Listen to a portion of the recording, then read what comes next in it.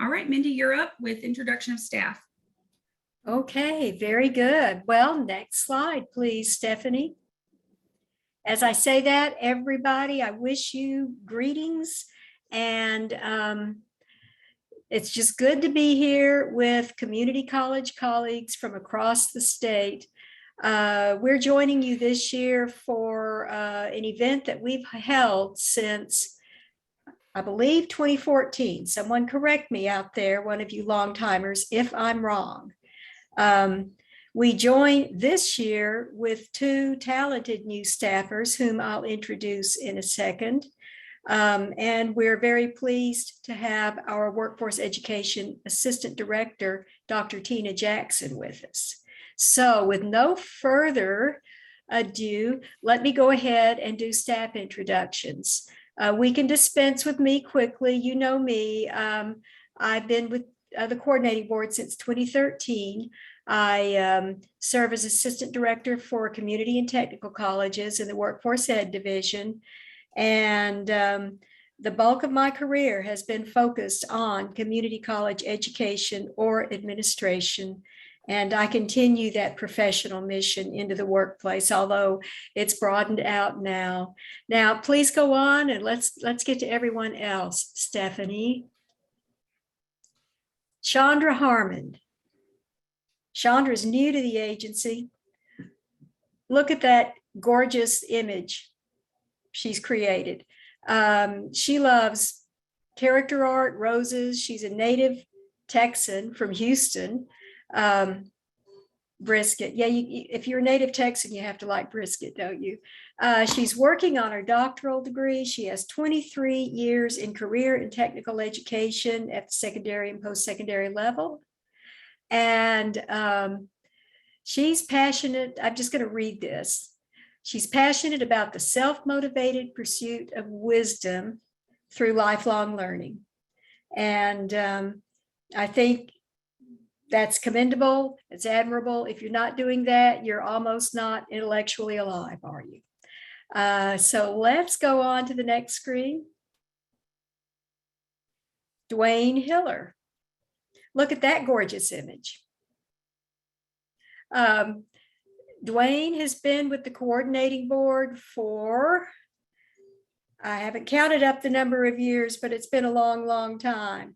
Since 1996. Dwayne's background is in science, which is a nice counterbalance to my wholly liberal arts background. He has been around since the beginning of WECM, GIPWE, WECM Advisory Committee, the database itself. He knows everything forwards and backwards, and he is a tremendous asset to the agency. Next slide, please. And Stephanie, our own Stephanie Perkins. Stephanie finished her doctoral degree this past year. Big claps for her.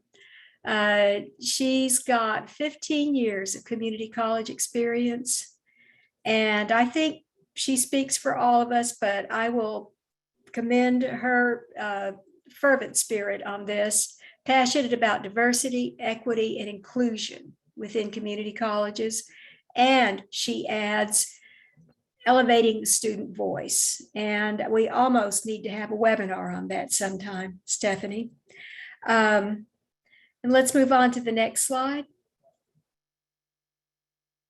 And last, by right of alphabetical order, but not least certainly, is our own Tanisha Shorter-Lott. I didn't mention this, but both Chandra and Tanisha joined the agency as full-time staff only at the 1st of April. So I'm amazed at how much service they have been able to take on at the agency just in that short time. Tanisha comes from a 20-year background in education, 17 of which were at community colleges. She, like many community college employees, has pretty well served everywhere. If you're at a community college, you very likely wear multiple hats. and certainly multiple hats across time. That is Tanisha. She's very capable and broadly experienced. She was an adjunct faculty member, and she's about to become our agency certified yoga instructor. Now, there's potentially significant import of that in that when we all go to the new building, Tanisha. So remember I said that. So welcome to everyone on staff. We are all looking forward to this day. And with that, it is my pleasure to introduce someone you all know by now, Dr. Tina Jackson, our Workforce Education Assistant Commissioner. She leads our division. She is an uplifting, gifted, extremely knowledgeable, active on the national, state, and everywhere she can be called into service on the local level. Dr. Jackson, I give the floor to you. Thank you. Hello, good morning, everyone. It is so good to see all of my colleagues logging on. I'm just glad to be here with you.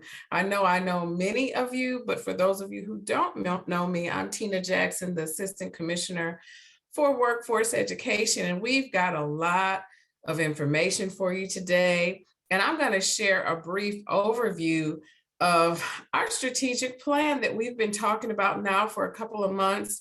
We rolled this out in March. Next slide. So building a talent-strong Texas is something that we've been talking about a lot because of the importance of having a very succinct talent pipeline. We're excited about this work. We think that it is a clear reflection of where we are at within the coordinating board and what we need to do to roll out strengthening the talent pipeline across the state. Next slide. So with that in mind, there are three areas, colleagues, that we're focused in on: attainment, production, and promotion. And as you can see here by these slides, they're really important areas for workforce education, along with making sure that we are focused in these three areas. And always, we are also making sure to look at our equity data and disaggregating that data to include looking at special populations across the state so that we can reach target goals for those groups as well. Next slide.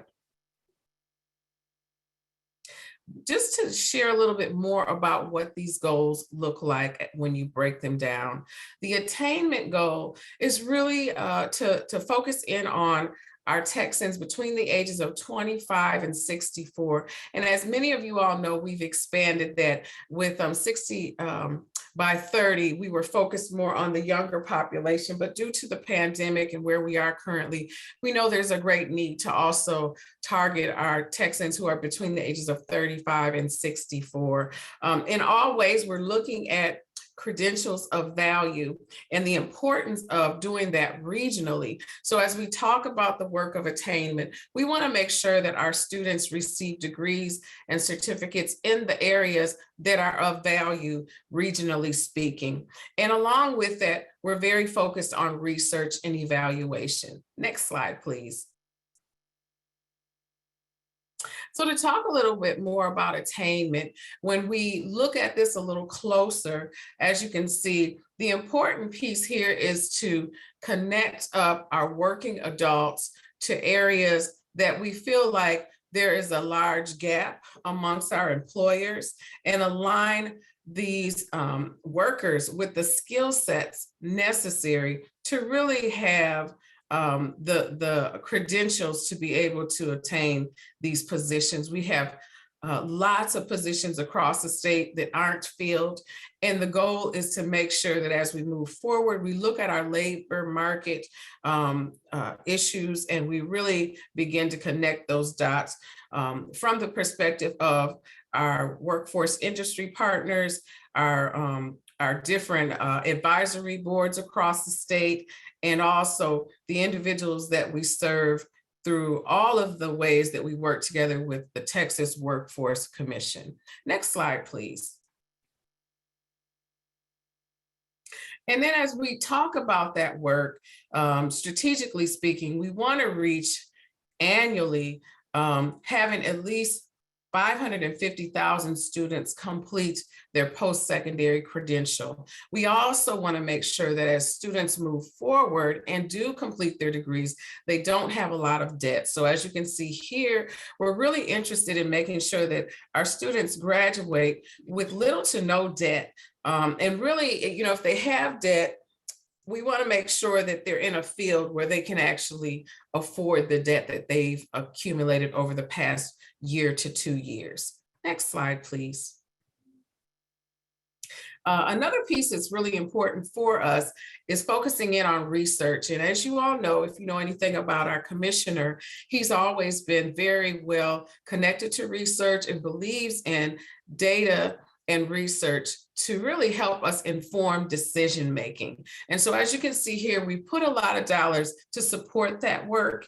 And we also are supporting having more teachers in the field to train our students. And so moving forward, there is a push to get our students to consider fields that we need more professors to train students for workforce areas that are in demand. Next slide, please.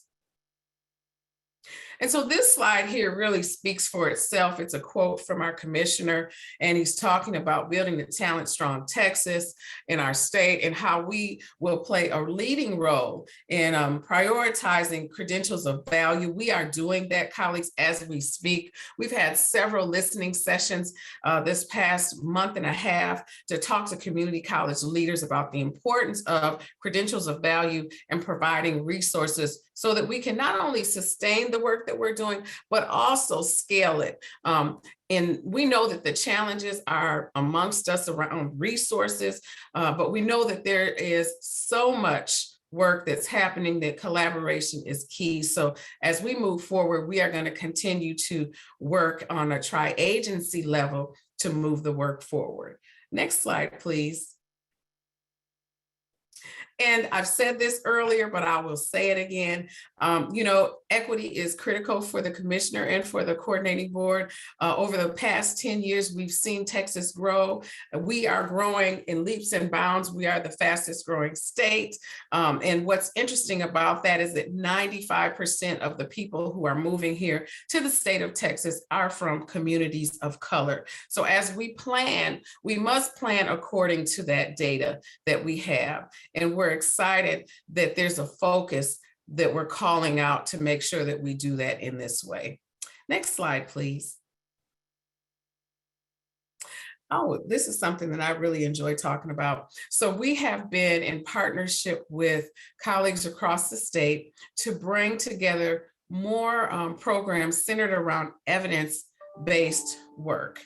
And so as you can see here from this slide, it's important, probably now more than ever, colleagues, that we begin to look at what really works, how we can make sure to scale what works, and how we can sustain things over a period of time. And so within the past probably 3 to 4 months, we've been working strategically and very close with our colleagues at the state level to bring evidence-based programming and to roll out a new program that will be centered around that work. We have found, and I've found throughout my career, colleagues, that it is important that we're able to share data and show practices that lead to things that are sustainable. So we're doing that now in a more of a smaller way, but we're hoping to roll this out in a more strategic fashion as we move forward. Next slide. So evidence-based grant making is defined as evidence of effectiveness. Evidence-based is important to the field. It's all about measuring outcomes and performance. It is important also as we move forward that we're able to look at the data and analyze how can we make things better. It's not just enough to say this works. We also have to be able to show how we can make things better according to different parts of the state. So as we move forward, colleagues, we know that Texas has different regions, and we know that it may not look the same in Houston as it would look in Dallas, or as it might look in South Texas. But the important key is to analyze the data and to be able to make things applicable for the regions that we serve. Next slide.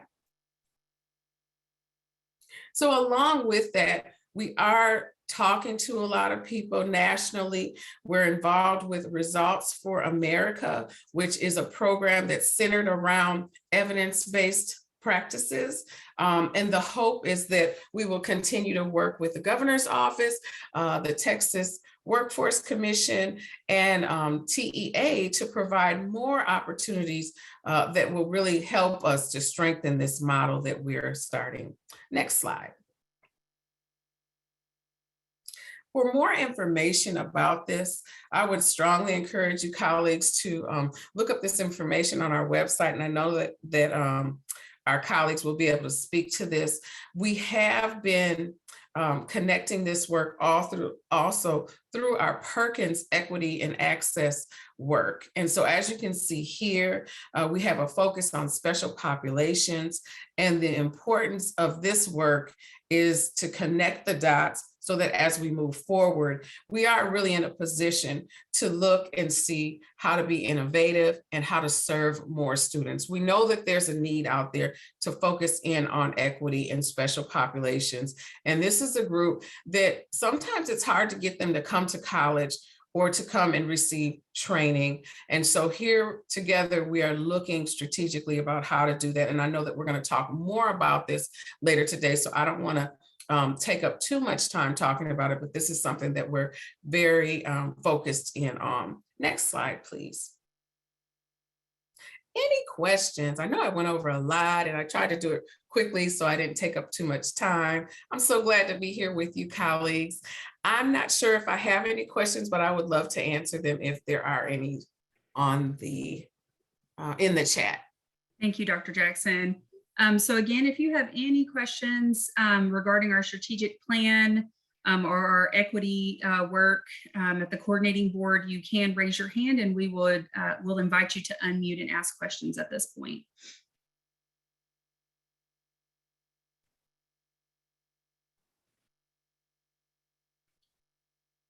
Dr. Jackson, I don't see any questions and no one has their hand raised. So well, there is one in the chat.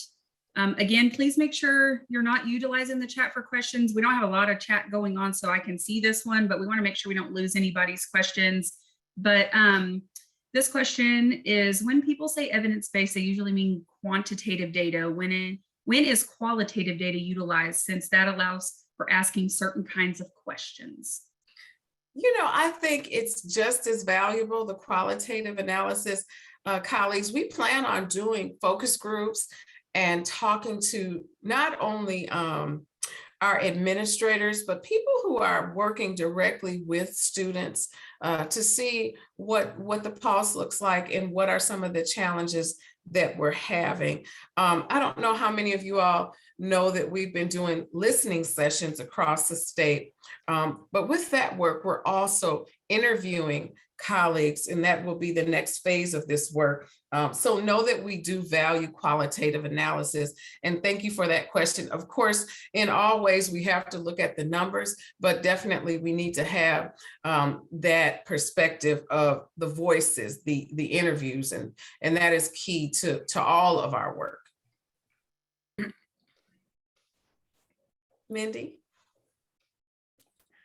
Oh, I will add that if you've looked at our Perkins Equitable Access and Opportunity Program grant, our new program, you'll know that one of the tiers of evidence, we followed the Texas evidence-based grant-making model, which is a project of the governor's office and is being used by several agencies. One of those evidence tiers that we've developed in keeping with Results for America's model does allow you to utilize qualitative data can be in the form of student surveys, student interviews, interviews with others in the field, but we do have a tier like that. We know that not everybody has 5 years of data for a well-developed program that they want to expand under this grant. We know we want everybody to bring their new ideas and show us not a historical record, but an anecdotal record, a non-data-based effort for how they can make it work and know they can make it work. So yes, qualitative data are invaluable in some cases. Excellent. All right, Dr. Jackson, I don't have any more questions, so I guess we can move on to our next part. Thank you so much for bringing that information to our Perkins Basic Orientation. We appreciate you so much. Oh, and thank you. And thank you, colleagues, for joining us today. We're happy to have you here. All right, Mindy, you are up. All right. And I'm diving in with the quite appropriately, access and equity and accountability presentation here. Let me give a little bit of history before we go into the slides. Perkins dates in some form back to 1979, when it was the Vocational Education Act, if I'm correct. In the earlier days, it had a stronger focus on student success than it did in latter years. It moved more and more into a programmatic support grant, which means that you keep your equipment current, you keep your faculty trained, you keep your faculty well-informed about requirements of the Perkins program if they receive Perkins funds, so on and so forth. And it would pay for CTE student advisors and so on and so forth. But by the time we were at about 2007, there had been pretty significant limitations put on the range of eligibility for students to receive Perkins funds directly. With Perkins 5, we've come back to the middle. With Perkins 5, there is a significant emphasis on student success. It's built into all aspects of the grant, and new accountability for states and therefore for local colleges has been written into the law. What I'd like to do is go over what the statute says, what the coordinating board has done to respond, not just to Perkins equity, but to knowing that this needs to be a priority across the state. And then we'll look at accountability as part of that process. So next slide, please. Okay. With the enactment of Perkins 5, equity, not in that specific word, was built into the core purposes of the Act. This section in blue down at the bottom, the 8th purpose, increasing employment opportunities for populations chronically underemployed or unemployed, including these categories of individuals who are among the special populations. That's a core purpose of the Act now. Next slide.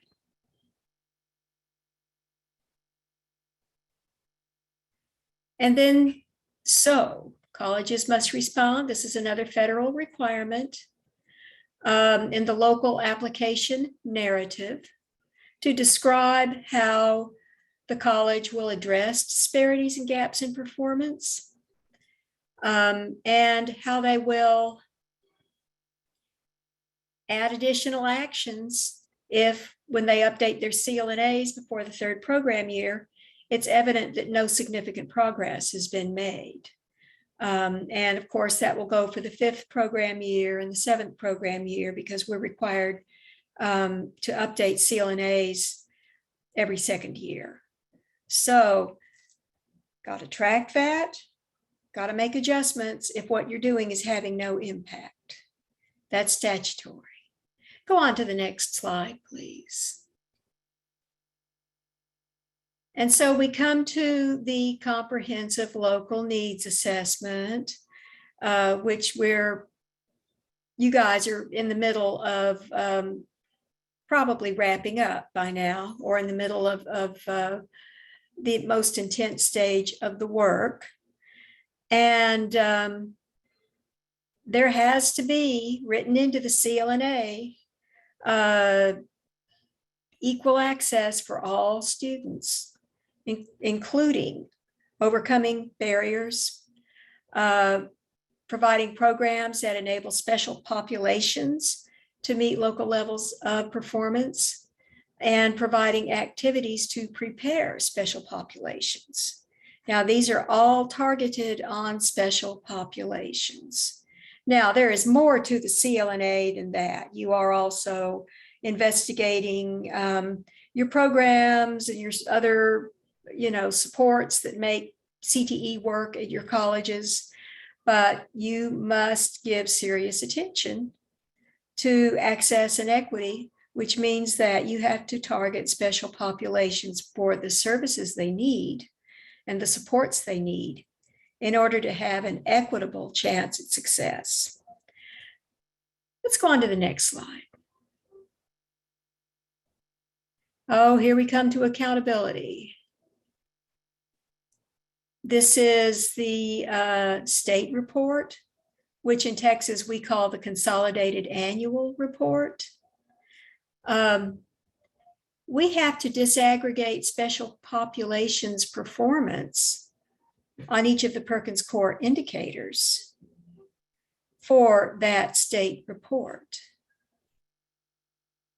And we have to use that data to identify and quantify any disparities or gaps in performance on the core indicators, gaps between special population students and the general population of CTE concentrators.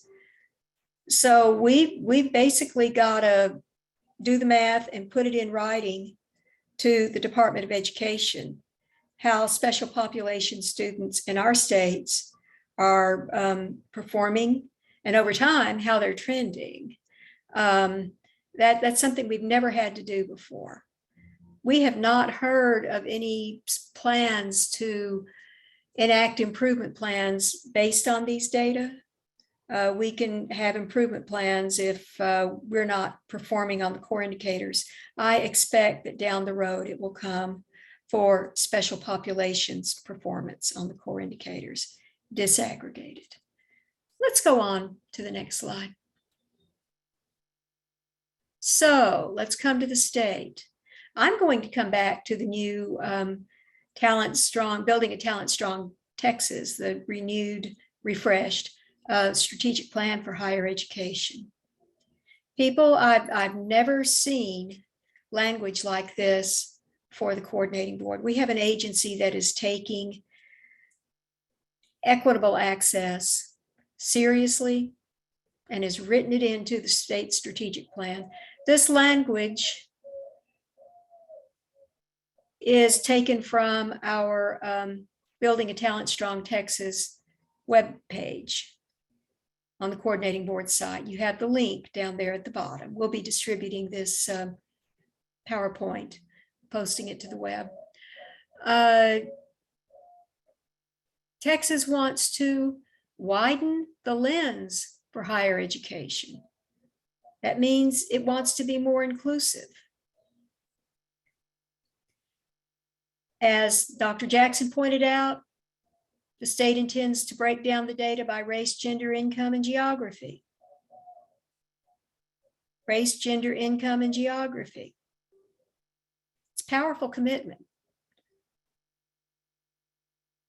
And our 95% of our state's population growth, as Dr. Jackson says, has been among communities of color.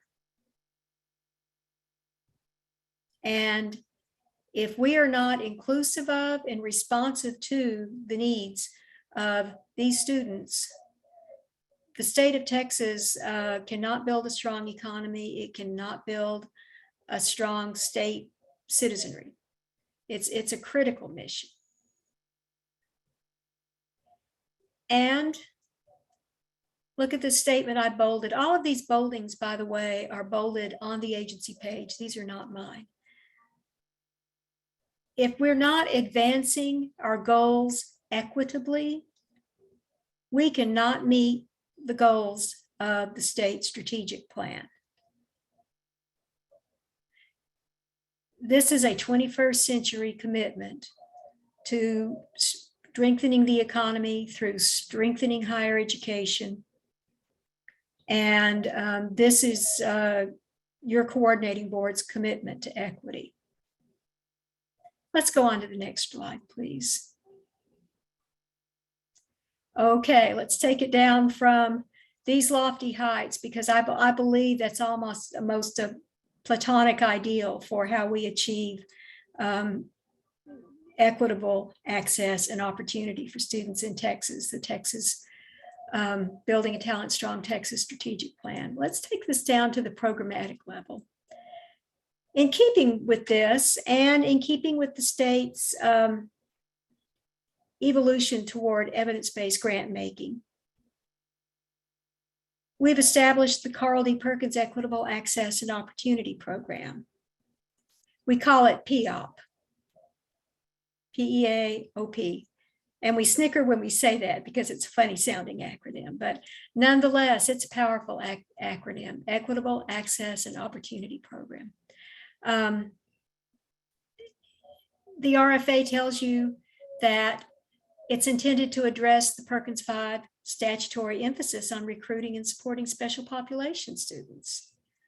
Now, we have worked across the board in supporting your development of the CLNA, in various webinars and conference presentations to talk more about the equitable access requirement of Perkins 5.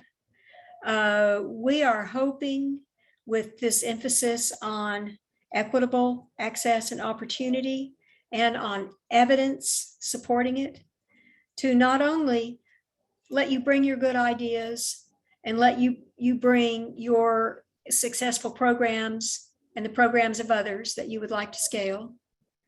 We want a data trail. We want an historical record of what works. We should not be inventing the wheel. There's abundant research. There's an abundant record of successful programs here and there and there and there that can be replicated at your college, or that your college can create and add to the body of evidence. We want this grant program to achieve that. Now, we published it on March 3rd. Applications are due June 14th. It's almost time. I want to assure you that if you didn't make this first year's PEOP program deadline, that we're going to continue to offer this program as long as we think it can contribute to our goal of evidence-based access and equity across the state. Now, the link for the program page is here. You can read the RFA. You can look at the webinars we held for it. And of course, you can look at the application. It's our first journey out of the Perkins portal, by the way. You'll submit these via email, as many other THECB grants are submitted. So that's an exciting beginning for us. And it will move us into the future. And let's go on to the next slide, please. And the basic grant program we always have with us. but look at its particulars with regard to equity and access. By statute, the local application has to provide activities and programs toward improving access and equity and ensuring non-discrimination and preparing students for high-wage jobs.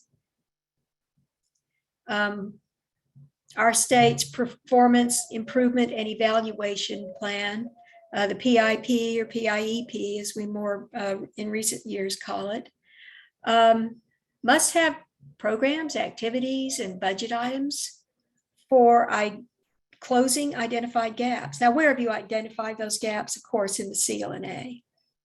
In special populations performance. Now, you will have other Clna goals too, but you must have these for special populations. And the budget must designate funds for these programs, activities, and services for special population students to boost their chance for success. Now, when I was a community college faculty member for those 11 years that I served in that capacity at a college, I knew the Perkins program and program director well. It was very much a more equipment focused program back in those years. And at the same time, I taught those students that Perkins addresses now.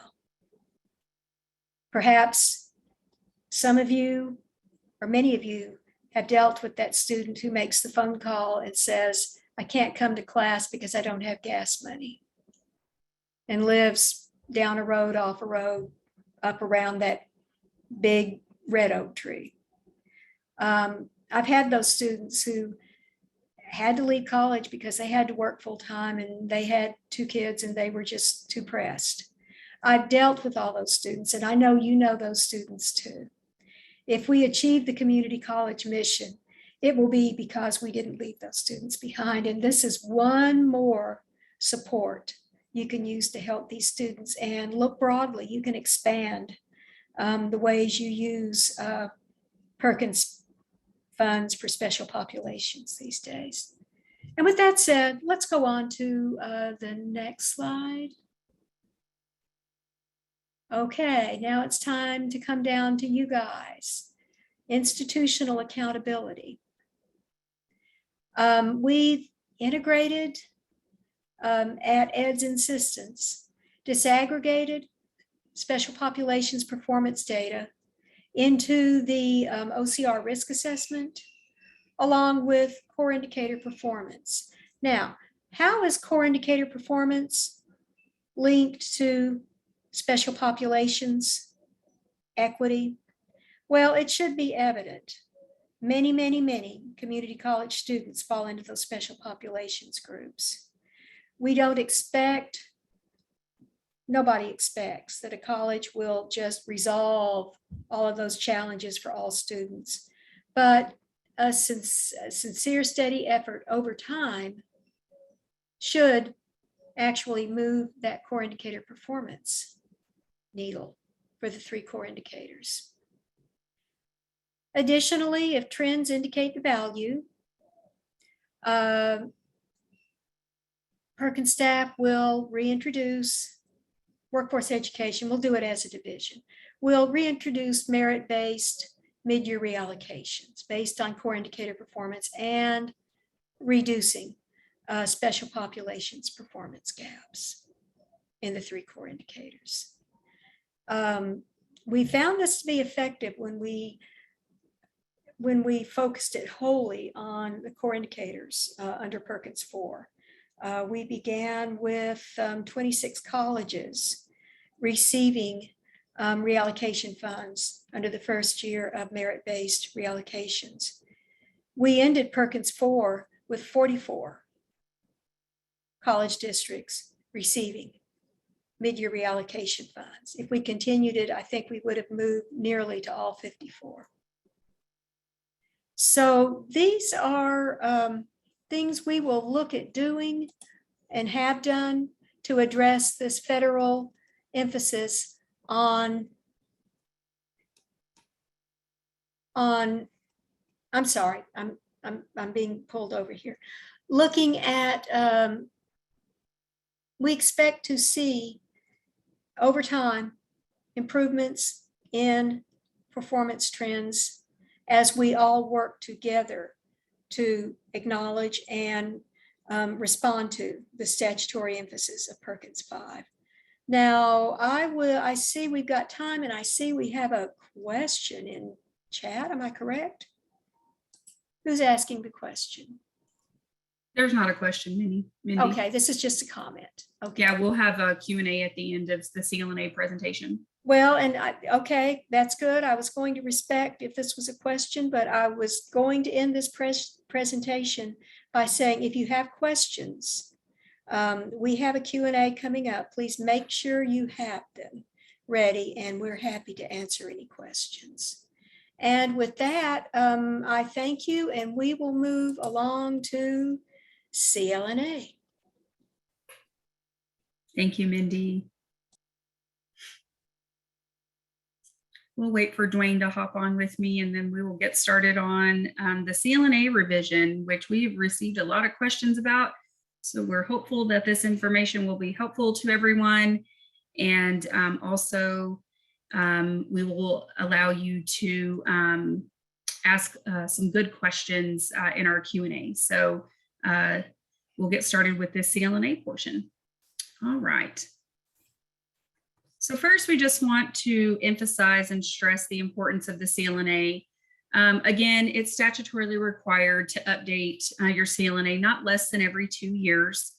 We always like the opportunity to emphasize that the Clna is a living document where institutions should be continuously assessing their goals and consulting their stakeholders. We do not require, so for instance, this year, it is a mandatory revise for FY23. When you all go to do your FY24 basic application, we don't require that you submit a revised Clna, but we do encourage for you to do that. If you are treating this as a living document and you're reassessing your priorities and goals, you are more than welcome to submit a revised Clna to your grant advisor. And because you will, again, in FY24, implement goals and Clna references into your basic application, just as you have been doing and will do this fiscal year. It's also important to remember that Perkins funding priorities should be identified in the Clna and subsequently referenced in your basic application, including the budget. You can find that in the RFA in section 7.2. And then also to remember that at a minimum, you have to address student performance and improving access and equity Clna goals in your performance improvement plans, your local application, and with budget items. It's also important to remember that your comprehensive local needs assessment is associated with Perkins Basic Risk Assessment and our OCR risk assessment.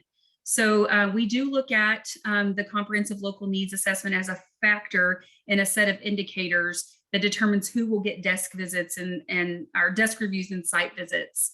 And then when we move forward with our new OCR risk assessments, it will be a determining factor in that risk assessment as well as to who will be selected for those types of visits. So just briefly, what should be updated in your Clna?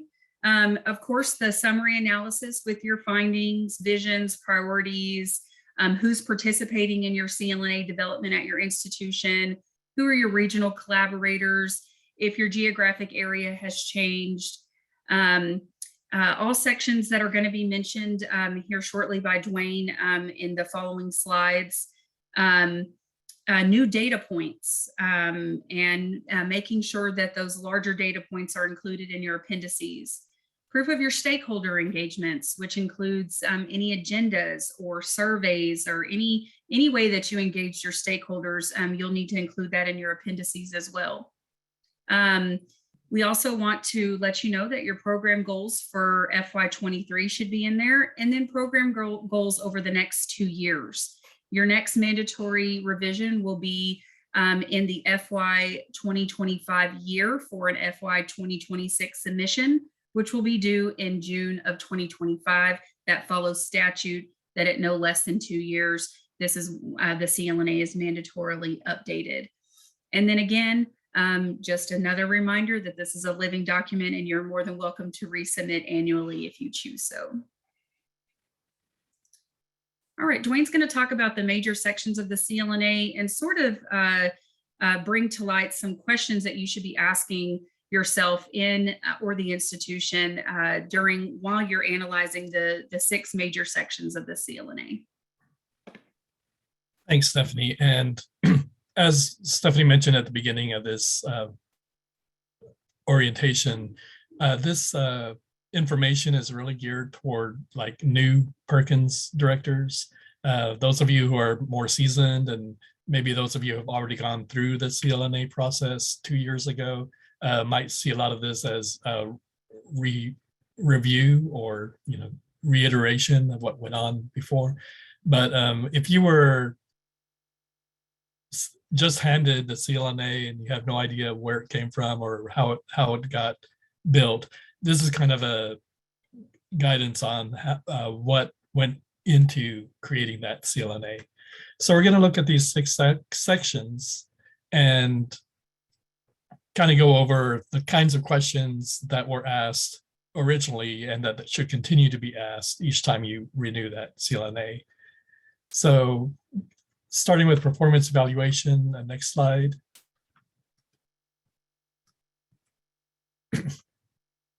So in all of these, you should intentionally source your data from multiple locations. You should have different data sources to ensure that the information is collected from a variety of sources using both quantitative and qualitative methods to cross-validate what is learned from one methodology or information source with what is found from another source.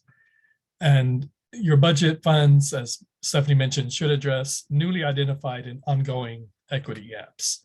And the questions you should be asking and still asking 2 years later are things like, how are students in your CTE programs performing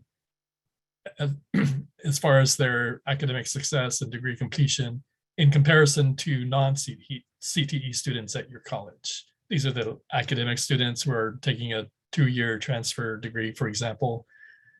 And how are the students from special populations performing in your programs compared to CTE students who are not special population students?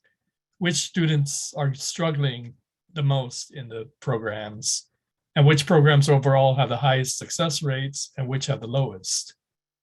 And are there certain programs in which one or more special populations categories are performing above the general population? And conversely, are there certain programs where special populations are performing below? And do the data suggest the potential root causes for the inequitable outcomes in your CTE programs? Again, these come from the interviews you have with your students, parents, and other staff who work with the special populations students. Okay, next we'll go into the size, scope, and quality of programs. You want to make sure that the programs support effective and meaningful collaboration between the secondary schools, post-secondary institutions, and employers. And you want to provide students with experience and understanding of all aspects of the industry. So starting in high school, and you might be in the dual credit or concurrent enrollment students, you want to make sure that they can explore the jobs that they're getting into. And as they go up the pipeline, to get more and more experience in the jobs that they'll be applying for. So the types of questions you would be asking are you offering a sufficient number of courses and course sections within your programs? If a course section does not make because you don't have enough students enrolled, is there another way to get the students who were enrolled into another class that they can continue proceeding through their program? Are there students who want to enroll but who are unable to do so? And then what are the reasons for that? Should a student need to transfer? Do they have the ability to complete a program of study at your institution or other institutions within your service area? If they need to, even if it's just from moving from one neighborhood to another where they end up in another college's service area, or if they're moving across state, can they complete their program? How do your programs compare to a set of quality standards developed either by the state or a relevant third party? And these are especially important third-party credentials, industry recognized credentials, for example. Does your program provide testing so that students can get licenses or certifications from third parties? And then how do specific program areas compare in quality? Does your welding program compare to your auto mechanics program, automotive technology program, versus your cosmetology program, for example? Are there some that have a lot of modern equipment and some that have kind of dilapidated equipment that students don't really learn from? Is there a way to kind of raise the bar to equalize the program equipment?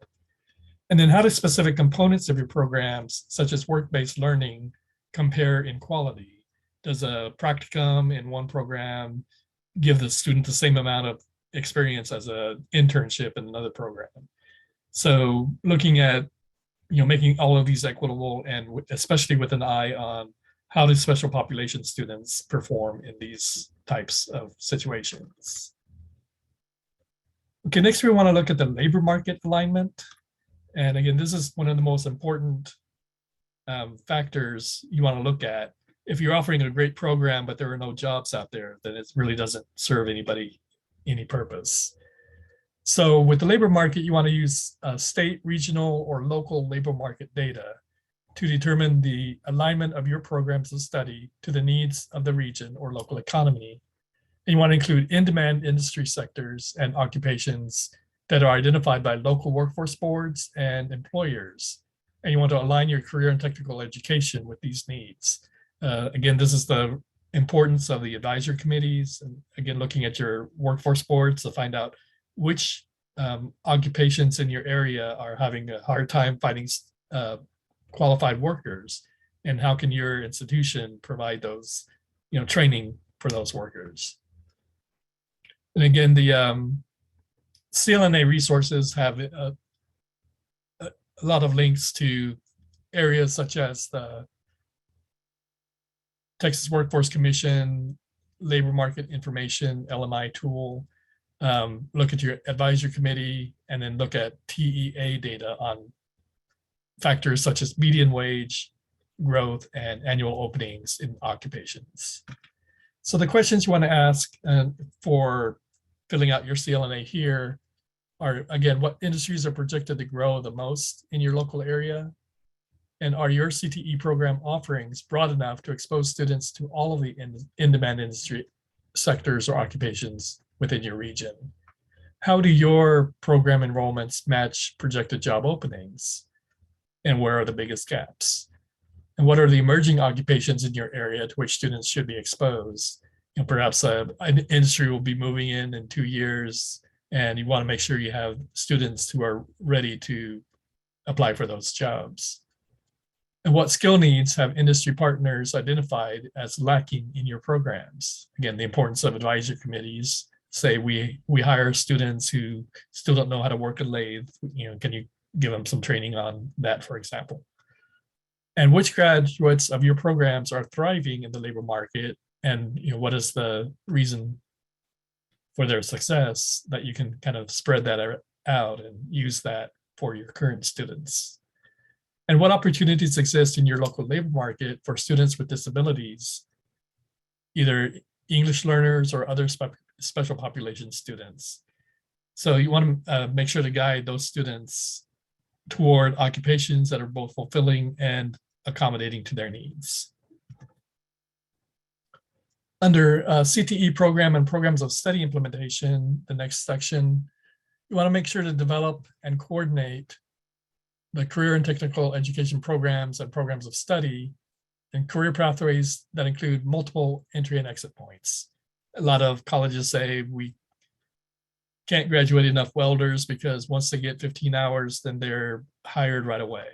Well, that's obviously a case where you want to incorporate a level 1 certificate so that students can show a completion before they get hired.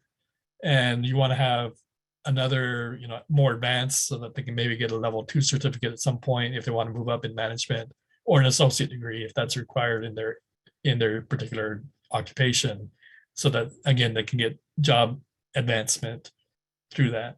So you want to have different entry and exit points throughout the program. So the questions you want to address in this section include: how fully are your programs aligned and articulated across secondary and post-secondary education? Again, this is the dual credit or the concurrent enrollment. Do your programs incorporate relevant academic, technical, and employability skills at every level? Do you have credit transfer agreements in place to help students earn and articulate credit?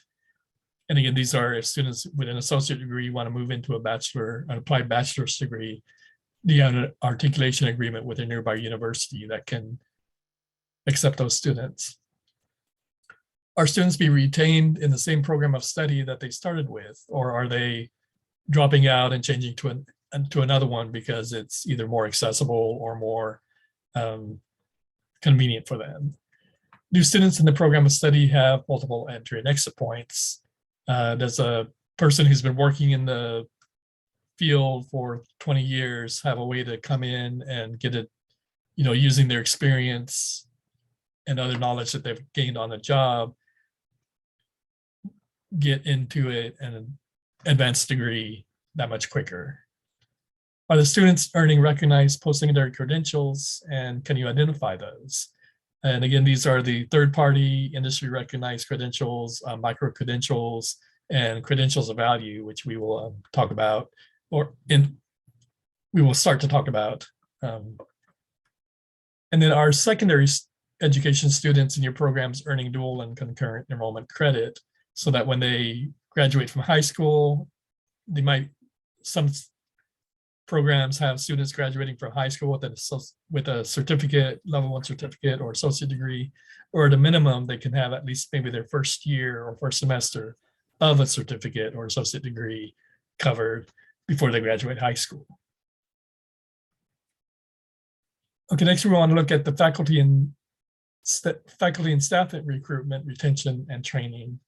And for these you want to ask: how diverse is your staff, and does it reflect the demographic makeup of the student body? Do students see themselves in the occupation that they're studying? What processes are in place to recruit and induct new faculty and staff? And are these processes efficient and effective, especially for faculty coming from industry? Some people are really good at the job, but may not have the classroom skills. Do you have any kind of training to help them present their knowledge to a class full of students? And are all of the faculty teaching your programs adequately credentialed? And do you offer regular substantive professional development opportunities to your faculty and staff? Also, what professional development offerings are most highly rated by your staff? And what do faculty report as needs and preferences for professional development? Things that they would like to get, but they aren't able to, either because it requires travel or requires a registration. And so what kind of professional development could Perkins help you provide to your faculty and staff, either with registration or travel? And finally, what subject areas do you need to develop or recruit more educators? Do you have a program or a department that you're pretty stretched thin because you only have 1 or 2 full-time educators, and then you're kind of at the mercy of whether you can get adjunct or temporary instructors in those areas? So these are questions you will need to consider. And so finally, we want to talk about improving equitable access. And in this section, you want to make sure that equal access to approved career technical programs of study and activities are assisted by Perkins for special populations. So students who are members of special populations should be able to enjoy or benefit from the programs that you offer. And you also want to improve outcomes and reduce performance gaps for CTE concentrators, including those who are special populations. So the questions you want to ask are, which special populations groups are underrepresented in your programs overall? And what about particular program areas?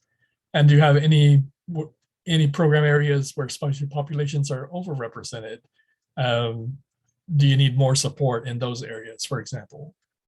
And are there additional enrollment discrepancies related to the high wage, high skill occupations that you want to make sure all students have the opportunity to access, regardless of their status as special populations? And can all learners access the high quality CTE programs of study? And what barriers are currently existing that prevent special populations groups from accessing any of your programs? Finally, how are special population groups performing in your programs? Can they get in, but for some reason, either the equipment or the learning materials for some reason don't address some of their, or provide barriers based on some of their needs? And what accommodations, modifications, and supportive services do you currently provide to ensure the success of your special populations groups? And which of those are the most effective? And along those lines, which ones are underutilized? Perhaps you have trouble having students, you know the student needs help, you have the assistance available, but matching that assistance with the student sometimes can be a challenge. And then are there additional accommodations, modifications, and supportive services that you could employ that would help ensure access and equity for all students within your programs? And how are you engaging the learners and the communities you serve to better understand the problem and identify solutions? Again, this is the main purpose of the meetings you have with your parents, the employers, and the faculty stakeholders, that you want to make sure they let you know what is needed in your programs. Okay, and next, want to talk about the stakeholder consultations. That's what we're talking about. This is based on statutory reference or statutory requirement.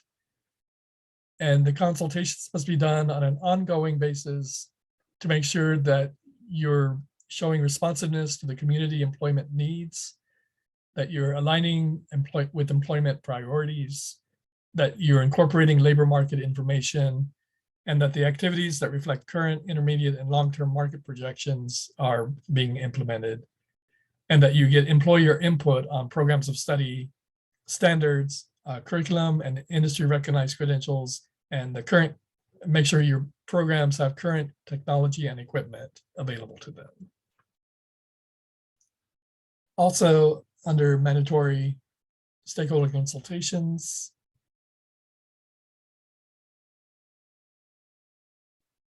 you want to make sure you're reaching all of the groups that are mentioned in the statute. And this includes the teachers, counselors, school leaders, and administrators in your CTE programs, post-secondary faculty and administrators, state and local workforce development boards, and local regional businesses and industries. You want to talk to parents and students, and you want to talk to representatives of special populations.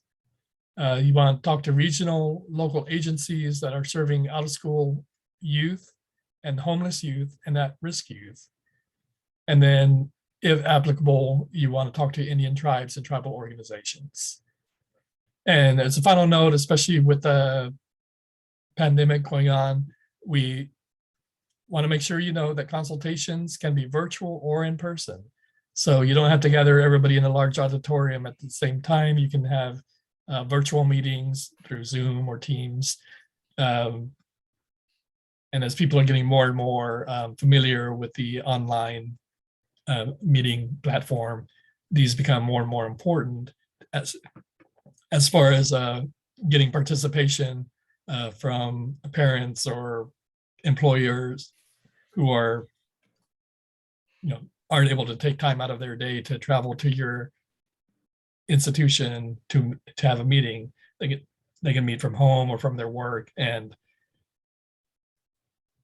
as you know, the benefits are plentiful for virtual meetings. Okay, now as far as how to get the CLNA updated, Stephanie will go into making the revisions to your current CLNA. Thanks, Dwayne.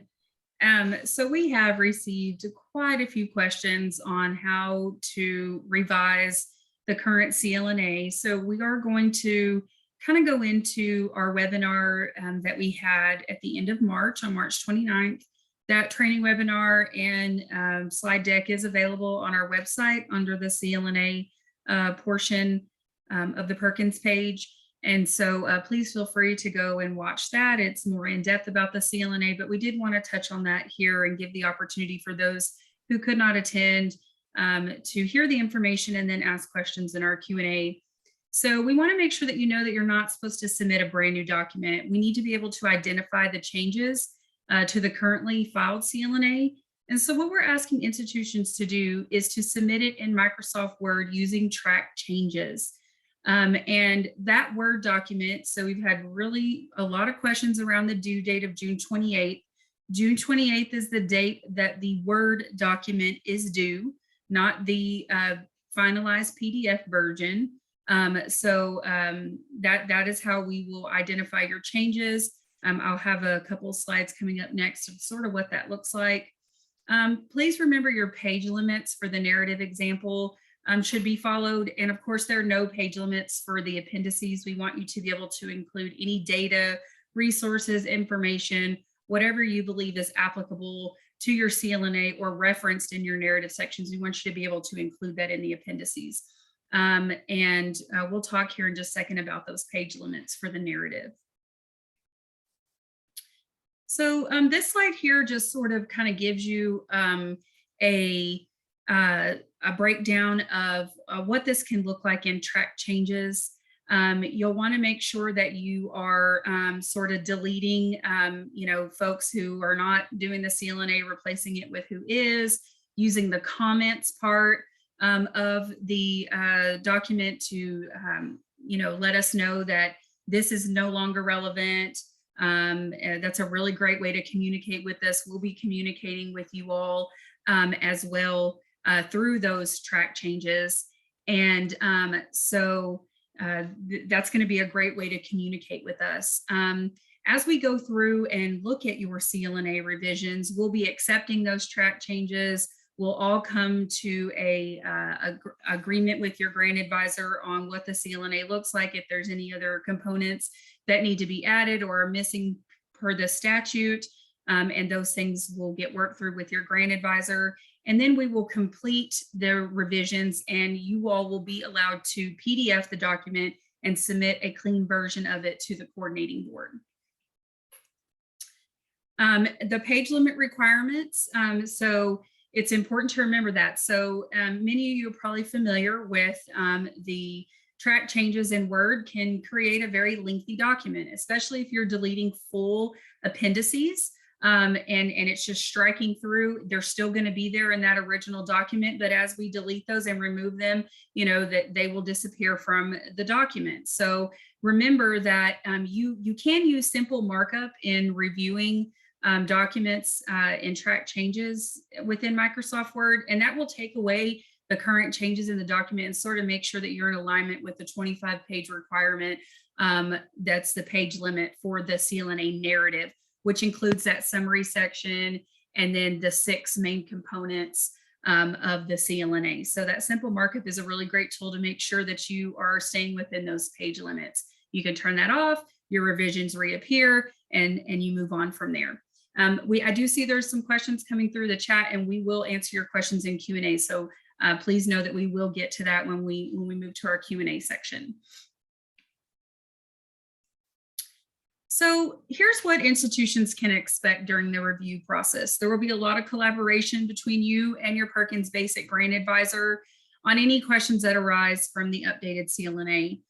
Comments and questions will happen via track changes within the document. We will approve the CLNA.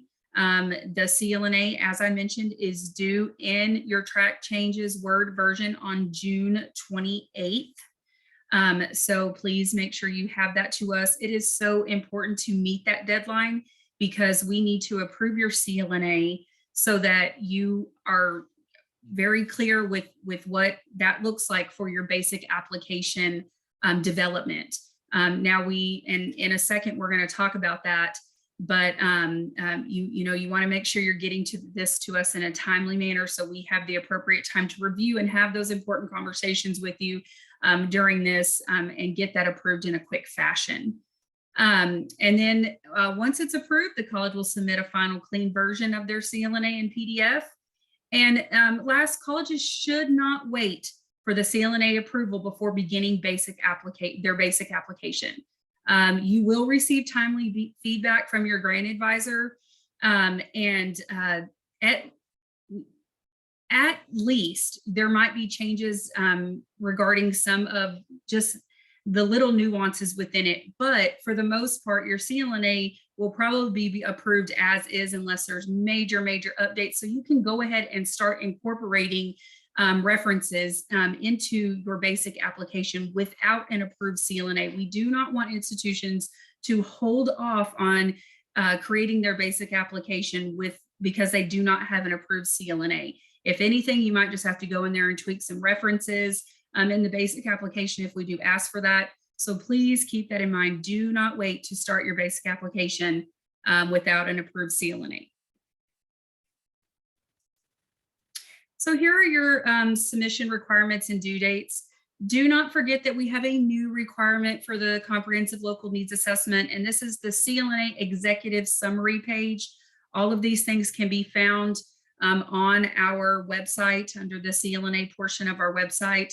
That document must be submitted with the CLNA. It's basically an executive summary signed by an executive person at the institution. I believe it says the president on there. I don't have that document right in front of me, but that the document was revised and that stakeholders were re-engaged and the like. So please make sure that you are submitting that on June 28th with your CLNA and track changes. You will submit the initial document and the final PDF document to our Perkins general email address, perkins@highered.texas.gov. You'll want to make sure that in the subject line, you will put revised CLNA and the institution's name. And again, the revised CLNA and track changes and the executive summary are due on or before June 28th. Okay, so now we will invite all coordinating board staff to come on camera. And this is the time to ask questions. If you would like to join us on camera and unmute, we would appreciate that. We do want to be able to engage with you all in this virtual world that we live in. We have had questions asked in the chat. Chandra has been keeping up with that. So she'll join us here on camera here in just a second and ask those questions of us that have been asked in the chat. And but if you would like to unmute and come on camera with us, please just raise your hand and we'll call on you and ask you to join us. So if I could get Mindy and Chandra to join us. Hi, Stephanie, we're on. I can Oh, see you Mindy, are? Okay, great. Tanisha, Dwayne, I cannot myself, see we're all you. here. I am so sorry. That's I okay. enhanced my view and you appeared. So glad to see you guys. Chandra, why don't you All right. go ahead and start with what questions we've had come through the chat? I will. Good morning, everyone. The first one comes from Linda Head, and basically she was wanting to know what would help those of us in large institutions is to have a data elements or something like that, a spreadsheet. So she's looking for a spreadsheet. Linda, if you're on, can you elaborate a little bit for us? I am. Hi. Hi. Because the coordinating board in a good way is moving towards, sorry, I'm looking at my other screen, is moving towards a lot more data, dates, all the stuff that we do anyway. if we're doing the right thing, right? But working in a Word document to give this stuff is much more difficult. And I know it's too late to change it this year, but it's much more difficult than to have some sort of a spreadsheet with all the data that you're looking for and the data elements, because part of it comes out of our actual program evaluation, which is all done quantitatively first, and then we add quantitative to it, if that makes sense. Because we already all have reports on numbers of students last year, this year, different race, ethnicities, ages, their success in the class, success in graduation of the program. We have all that in a data, you know, I don't know how to describe it, except we have the quantitative data. So This Linda, is kind of confusing. yeah, let me go ahead and kind of elaborate on that. Okay, so thank you.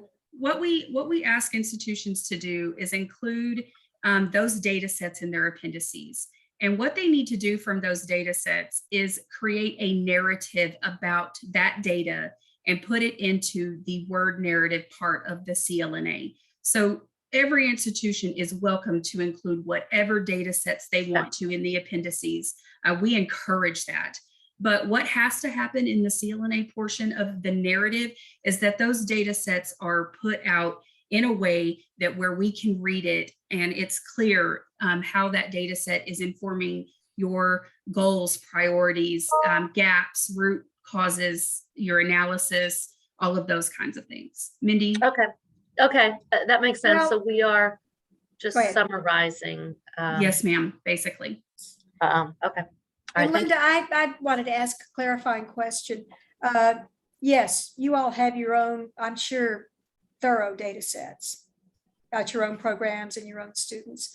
When you asked if the CB could provide data, are you asking for the coordinating board's data from our side, which would include, at least for the core indicators, at least, you know, data from other areas that you don't have access to because of FERPA?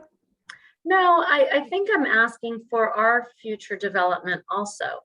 I mean, we each made up our own way to evaluate our programs quantitatively and qualitatively. Oh, you're wanting alignment, am I correct? Pam? Yeah, if you say, you know, first name, last name, gender, race, ethnicity, age, something, if you want that.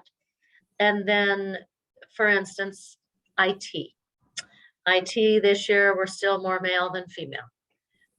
We're more Hispanic, Latino than Black. We have those numbers, but I think you are all meeting and know what you're working towards, because we had the data meeting a few weeks ago. Sure.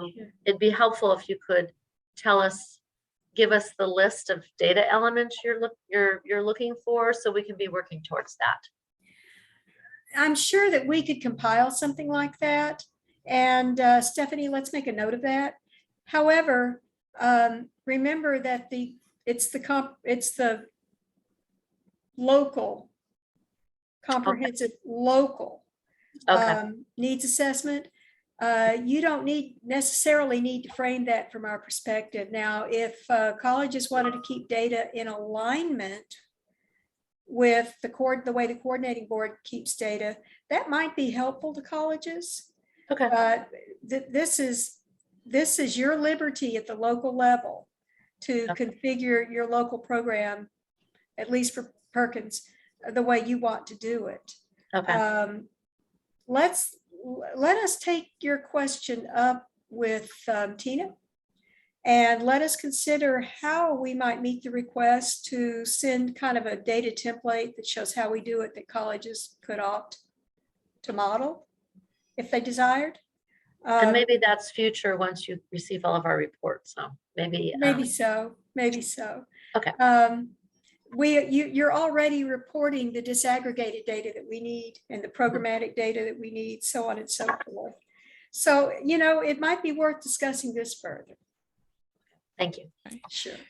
Great question, Linda. Prior to your question, we did have one from Dr. Marciela Silva, and it was asking about special populations and whether or not a higher education institution could use Perkins funding for an Earn and Learn initiative.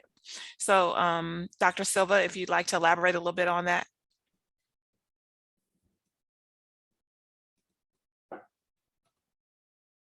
Hi, good morning. Good morning. So going back to what Ms. Nobles was talking about, or it ties into the fact that many of our special population students leave the college because they need to work full time. We see that a lot here at our college. And so I was trying to think of ways that we can help those students and retain them, right? And help them to complete their degrees. And I thought, well, what about an Earn and Learn program where we could hire these students part-time, keep them on campus, and allow them to continue their educational path. Now, when you say hire these students part-time, what do you mean, Dr. Silva? I'm not talking about work study, but rather like a direct wage or on a part-time basis. I don't know if that makes sense. Let's see, if they are. Would they be in an internship? And with a stipend or something attached Yes, as far as maybe, payment? yeah, and maybe, yeah, that could work. I think we'd have to parse through that. If they're not in college full-time, they won't be receiving financial aid, correct? If they're not, they won't be receiving Pell funds, correct? Correct. If they're not receiving Pell funds, they don't go into the allocation. Now, we will still count them if they are CTE concentrators, or in the case of non-traditional, if they are CTE participants, we will still count them toward core indicator performance. Now, direct stipends to students, what would those stipends support? Would they just take the place of earned income? Correct. Okay. A possible limitation we would run through, and I'm just thinking this through on the spot, a possible limitation we would run into is that all direct support students has to be directly related to instructional costs. That's a limitation of Perkins. Doesn't mean you can't support such things with non-Perkins funds, of course. Many colleges have, funds from their, foundations and things that take care of these kinds of supports or other grant sources. If this isn't a direct instructional related cost, classroom materials, trainings that keep you in school or help keep you in school, transportation to, textbooks for, tools for, tech competitions, things like that, that are tech competitions that are related to the curriculum. It's likely not to be an allowable expense. Okay. Now, even though I'm really sympathetic. No. I was just trying to think outside of the box and how we can help these students. And it just came, thank you for clarifying, Ms. Noble. Well, that's how we move forward. And I think Stephanie has a comment. Yes. So say you have students who are in apprenticeship programs or internships. They could be paid for that with Perkins funds. It's directly cost related. It's directly instructional related. So that is one barrier that you can mitigate for special population students who might be in an internship or apprenticeship program, and they can't work during that because of the hours that go into the apprenticeship or internship. That is directly related to instruction. So a special population student could receive a payment from Perkins funds in those regards. Okay. And you're talking about those unpaid internships like clinicals, right, Stephanie? Yes. Yes. So, and a lot of institutions decide to give students who are going to clinicals transportation assistance or, things that look like that. There could be a stipend opportunity there to give those students a stipend for being in those type of situations. Wonderful. That's helpful. Thank you so much. Yes, ma'am. All right, we have a lot of great questions in the chat. Jimmy Smith is requesting that we repeat the deadlines again, everybody. If you could repeat the deadlines. Sure. The CLNA is due in your Microsoft Office Word track change document June 28th. All right, June 28th. Mr. Smith, I hope that takes care of that question for you. Next, we have Angelica Fuentes, who is basically wanting to know about strike-throughs and whether or not it is still relevant if you did your strike-throughs on your documentation. So Angelica, do you mind explaining that question just a little bit more? Of course, of course. Hello, everyone. Hi. So first of all, thank y'all. Y'all are the best staff ever. Y'all are so good and Yay. responding to our emails so quickly. I don't know how you do it. Dwayne, you are amazing. So I just thank you a million times. So I noticed on your example, you had highlighted the vision, and then you made a comment saying the vision hasn't changed. It's still relevant. I mean, is that comment necessary? We left it there. Doesn't it imply that it's still relevant?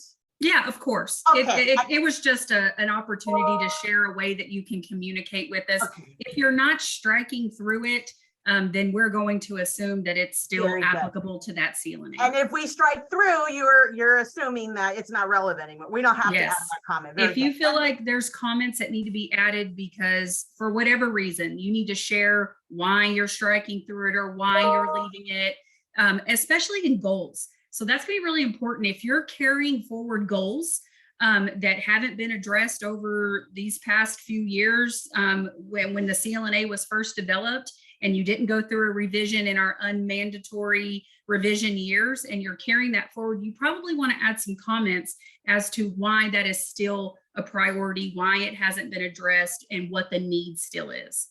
That's very helpful. Thank you. Mhm. And my second, if we had a data set in the CLNA, the original, and then now that we're adding or whatnot, if we wanted to move that to an appendices, is that okay? Or do you still Yes. want us to keep? Okay. No, we of can move course. anything that was in the original, move it to appendices. Yep. For data sets, do you expect to see just a continuation, or do we do a new data set with just the 2 years? So we've had that question a lot. You know, people have wanted to know if they need to report on their progress on the goals within the CLNA and say, okay, we are this way through this, and this is a continuation of this data set. No, we don't. You don't need to report within the CLNA where you're at with your goals or how a data set has moved forward through we just want to see the new set of this and that. So your new data sets, your new goals, your new priorities, whatever's carrying forward, adding those comments as to why it's being carried forward. That's what we expect to see. And I want to say that this is our first revision, right? So this is a trial and error on our part as well. This was the best solution that we could come up with as a team as to how we were going to do this. So there could be a lot of learning lessons during this process to where when we come to the next 2 years, when we do a mandatory revise, it could look a little differently as we kind of work out the twerks of what this looks like. So we definitely, we don't want you guys to feel like what you're submitting is just all over the place, because technically what we're looking at, it's going to be new for us as well. So we're going to work with you guys and communicate, and it's going to be a collaborative team effort to what that final product looks like. Thank you. You answered my questions. Thank you. Yes, ma'am. Thank you.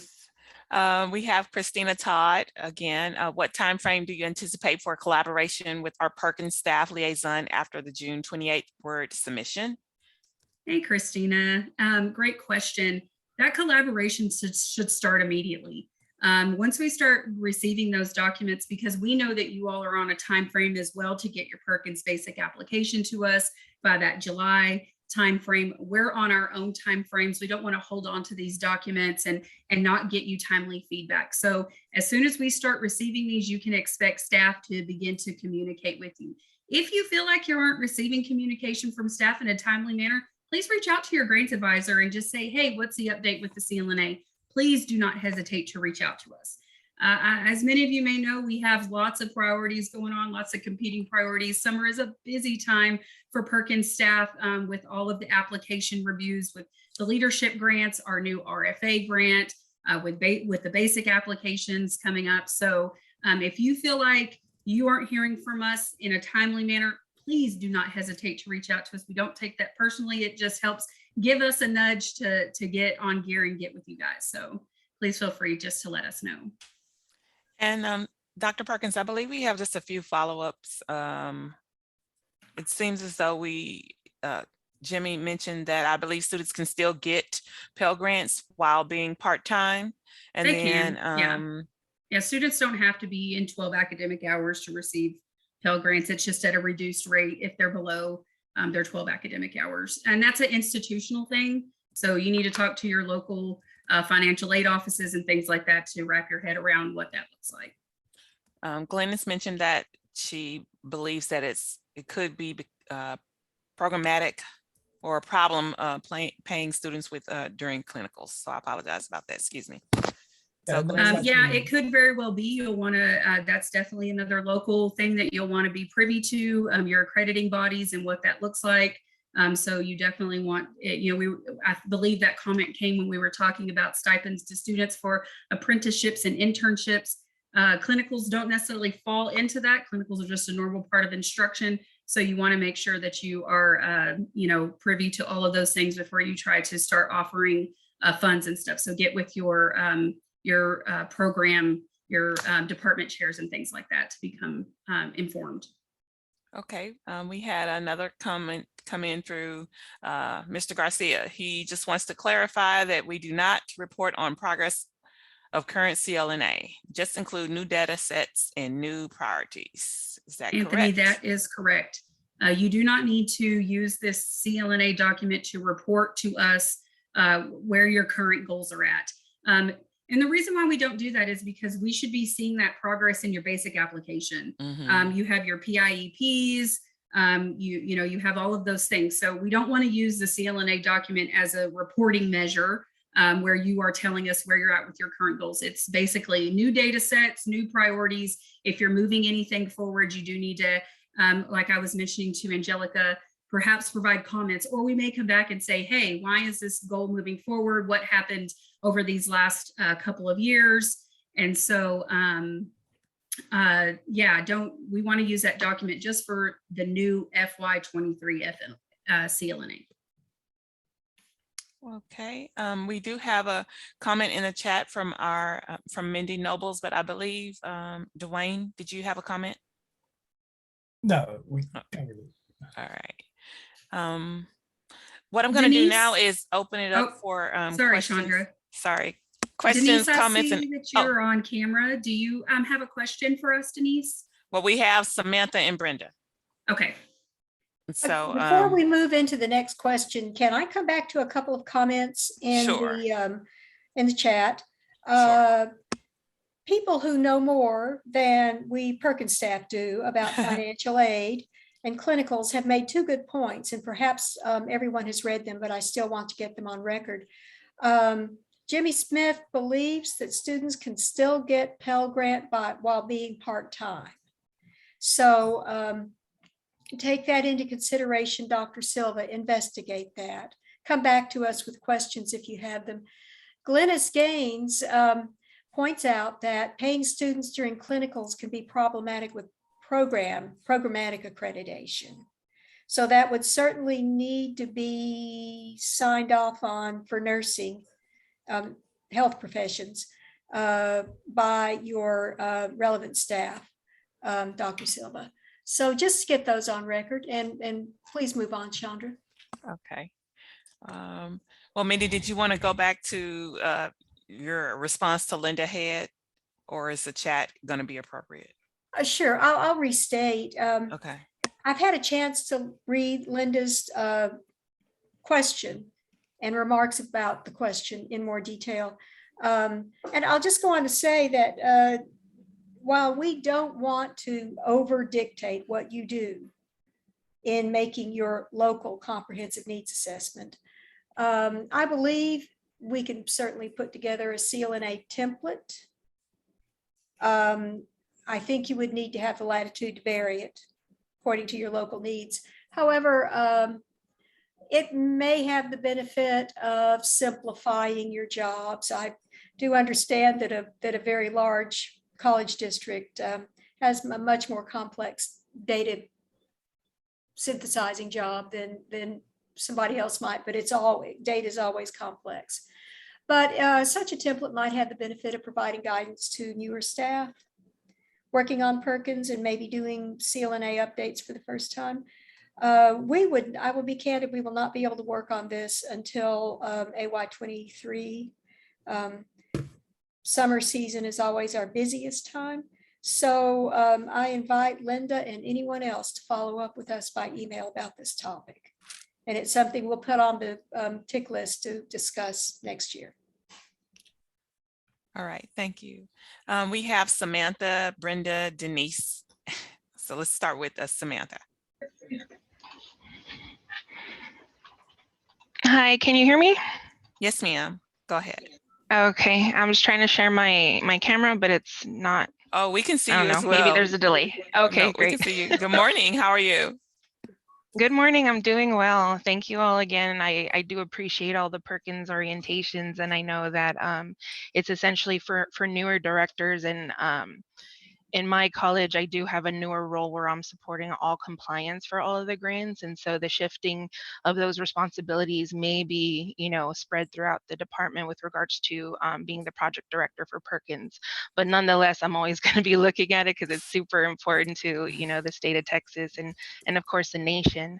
But I did just want to say from South Texas College, essentially what we're doing is taking this opportunity to really align all the components in preparation for the next Clna 4-year term.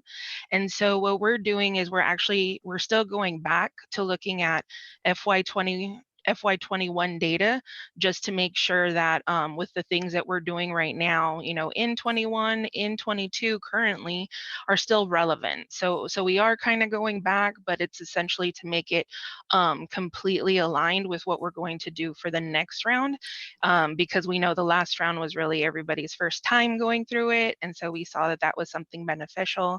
And I know that a lot of individuals were mentioning everything with regards to qualitative and quantitative data, and we completely agree also at South Texas College. Being data driven is absolutely important, and part of our comprehensive local needs assessment, we do review our comprehensive operational plans and our institutional effectiveness plans at the college level, so that can kind of lead us to what initiatives we're following. And so we're seeing that a portion of the data that we're using is already available, in those kinds of capacities and in those kinds of stakeholder convenings that we do have.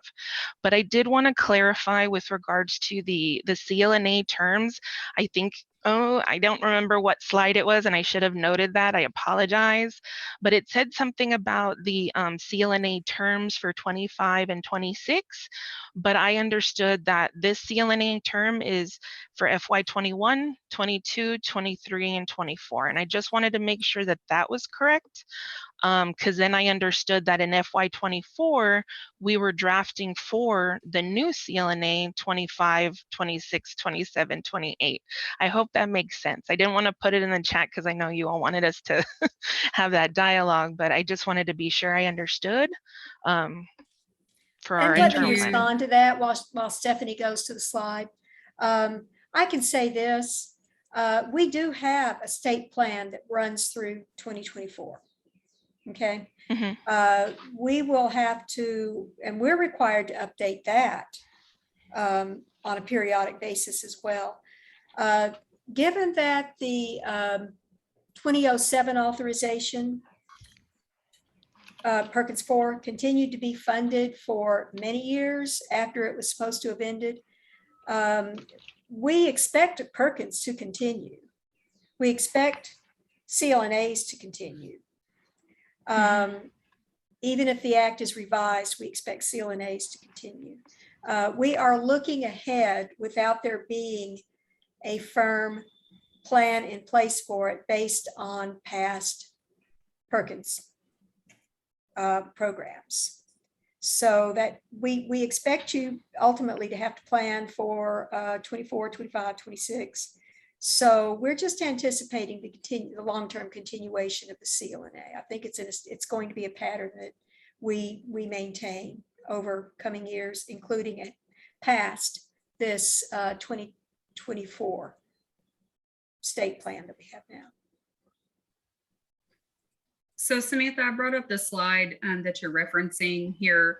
And so the way this worked with the FY21 first due of, you did this in FY20, you submitted for FY21. So it's the same thing. So you went through FY22 doing your comprehensive local needs assessment to submit for FY23. So in the FY23 CLNA, you're addressing those first year or third year goals, or however you want to look at it, with assessment of the next two FYs. So FY24 and FY25. So in FY25, during that programmatic year, just like you've done in FY22, you'll go through this cycle again of consulting your stakeholders and everything like that to submit in June of 2025 for the FY 2026 mandatory revision. Now that doesn't go without saying that you can't turn in a revised CLNA and FY24. So that would be in June of FY23. I know this sounds really confusing. All these dates are all over the place. You could revise then and submit for FY24, but it's not required. So you go through FY24, we'll come around to FY25. That is when you will do the mandatory revision and submit in June of 2025 for 2026. Okay, so then maybe that was something that I misunderstood, where the CLNA isn't necessarily for every 4 terms, but it's required every 2 terms to update. So it's not like we're going to submit for FY25 a brand new CLNA. We're just going to continue to update it and add on more years. Yes. Okay.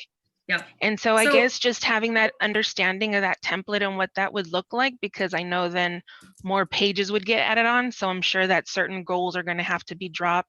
Certain data points are going to have to be dropped, because as we evolve, like this being a live document, we're going to constantly have to be adjusting, right? And so that's Yes, why of I just wanted to course. make sure, because I Yeah. try to have like a 10-year plan of what we're going to be doing when. And so I just wanted to be sure I understood that. So thank you. Yeah, so just like this is a revision now, and we're, you know, if you're moving goals forward, you can, because they weren't addressed in the FY, perhaps, you know, we've had the pandemic. And so there could be a lot of goals move forward that are pandemic related, whatever it may be. There could have been a lot of executive changes within your institution. And so you couldn't necessarily get some of the things you wanted to get done because those big high level decisions couldn't be made without the proper people in place, whatever that looks like for the institution. So again, in that FY25 cycle to submit an FY26, it will sort of look the same as this. Whatever goals you're carrying forward will stay on,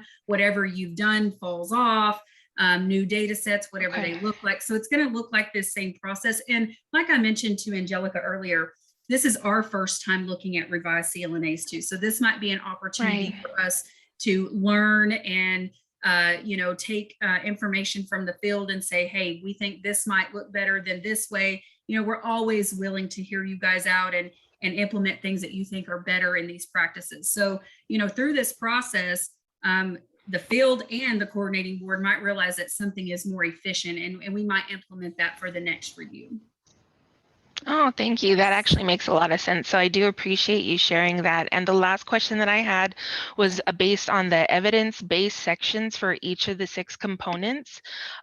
Usually we add in those relevant appendices that's going to be linked to the data in the back. However, adding in more data is because we're really wanting to show the progression of the numbers, because these are going to be goals that we're carrying on moving forward. Writing out all those titles inside of the 25 page is kind of starting to take up a lot of space. So I was wondering if we could just number the appendices maybe in a certain way where we can create a table of contents to refer to in the appendices, so that way hopefully that'll be easier maybe. If you would love to do that, we would like to, anything that makes it easier for reading on our part, we would appreciate that. So if you would like to add that element, you are more than welcome to. Who advises South Texas now, Tanisha? On mute. Tanisha, I don't think know. it is Tanisha. Mute. Yes, ma'am. Is it Yeah, T- so Tanisha the would new- be the new very T- happy to read your CLNA like that, I would imagine. Awesome. Sounds good. Thank you so right. much. Thank you, Yes, ma'am. Thank you, Samantha. Samantha. Awesome questions. We have one from Brenda, but then I also noticed in the chat, Christina took care of one of her questions. So Brenda asks, what data is currently available and where can we find information for special populations at the state level? And I can address that. Dwayne's one of our real data guys. Feel free to chime in, Dwayne, and anybody else who has a contribution. What's available at the state level, that's public information, is the Perkins data resources, which are updated on an annual basis. As for special populations data at the state level, Yes, ma'am. we do two things. One, we receive your data, and you have that data. Now, what we are able to do when we are calculating core indicators and when we're preparing to submit the consolidated annual report is look at those same data points across other institutions and through UI or unemployment insurance, wage data, and things like that, so that we can kind of get a look at what's doing who, or who's doing what, sorry, after a student leaves your college. Now, that data is not public. FERPA protects that.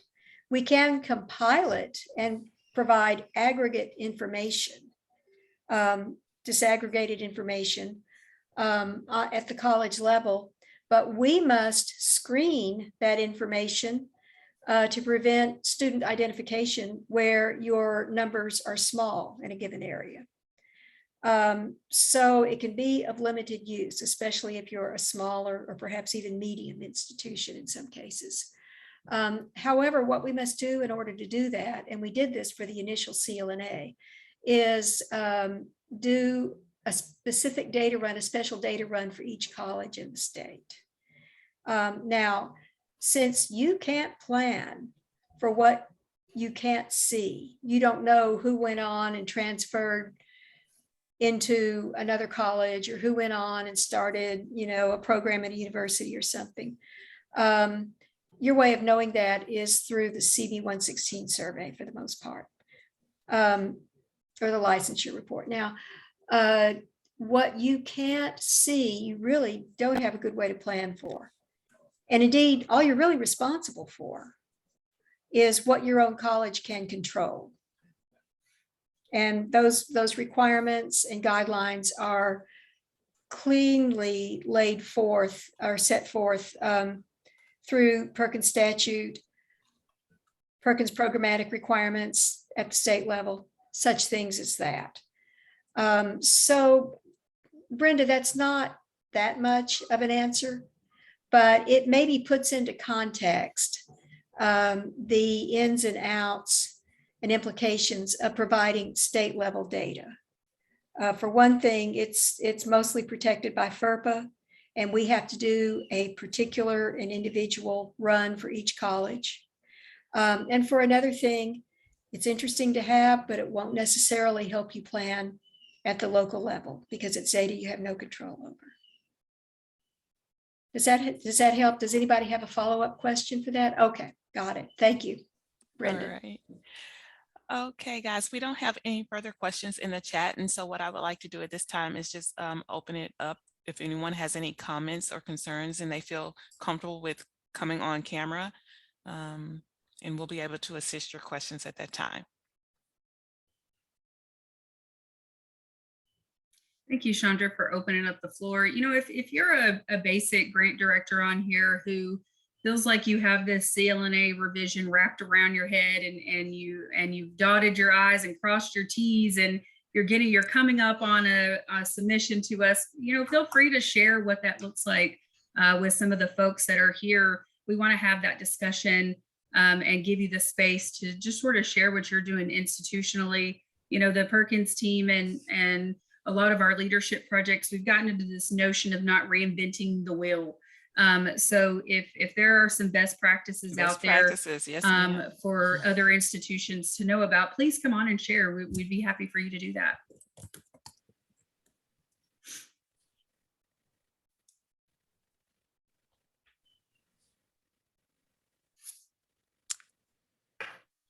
Okay, well, Dr. Perkins, we don't have any further comments in the chat.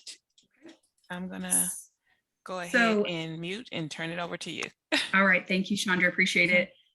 So we are ahead of schedule by about 30 minutes. So what we're gonna do is we're gonna take an hour lunch instead. We're gonna break from 11 to 12 and be back here at 12 o'clock on the dot. Please feel free, you don't have to leave the meeting if you don't want to. You can rejoin. I don't believe we put the option on there where you can't rejoin if you leave. So feel free to just mute and turn your camera off and hang out on screen for an hour here, grab a lunch, whatever that looks like for you. And we will see everyone here at 12 o'clock. The slide says 11:30 to 12, but we're going to do 11 to 12 and we'll see you back here soon. Thanks, everyone.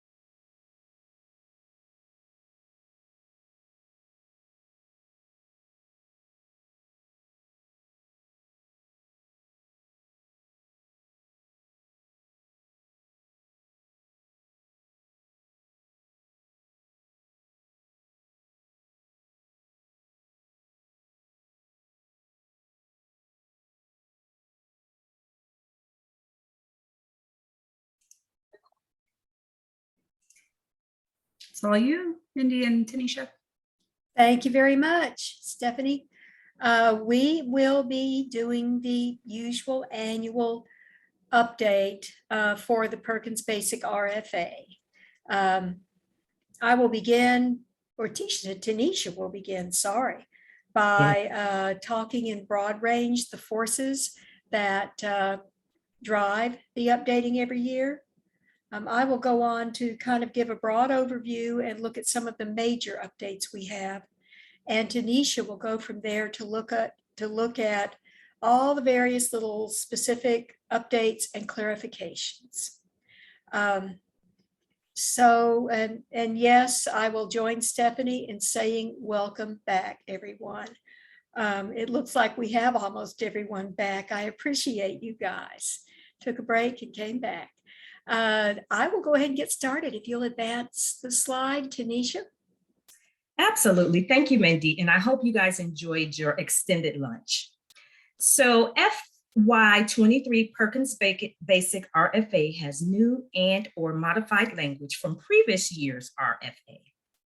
The next few slides, we will review these areas that's new and or have been modified. Okay, so what impacts the Perkins Basic 2022-23 RFA? In other words, what causes these changes? So modifications and clarifications from the U.S. Department of Education concerning Perkins 5 is one area that changes, that assists in the modifications of our RFAs. Modification and clarifications from our Federal Uniform Grant Guidance, UGG, and we're not talking about the boots, and THECB, Coordinating Board Perkins staff annually reviews and refreshes the RFA based on college's input and clarification. The basic RFA incorporates all changes.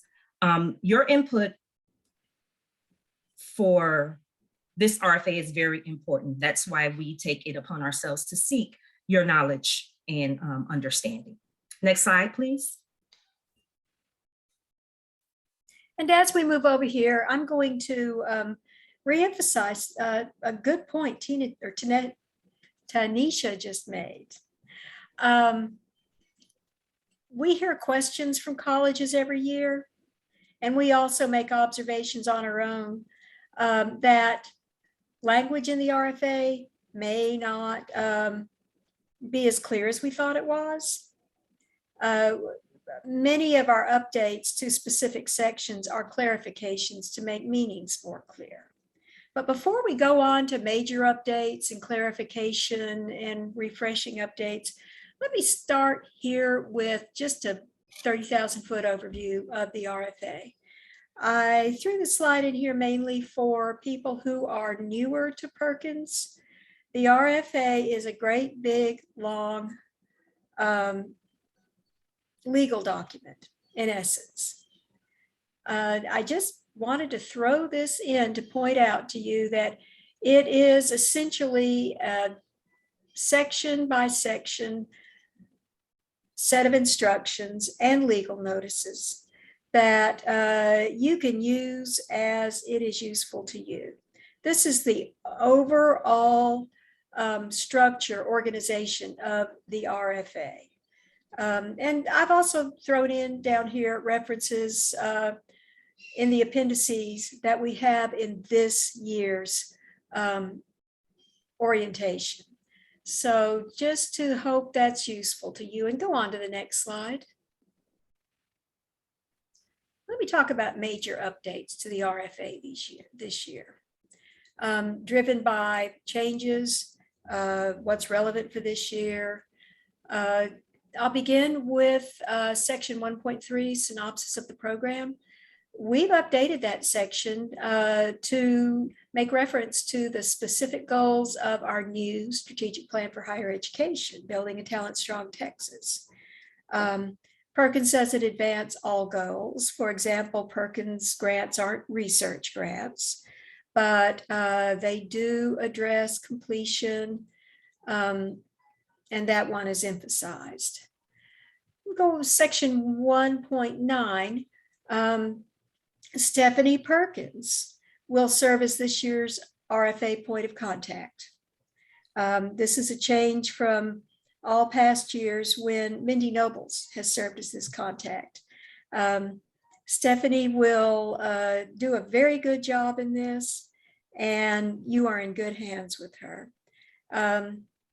Section 7.2, requirement to submit the Clna.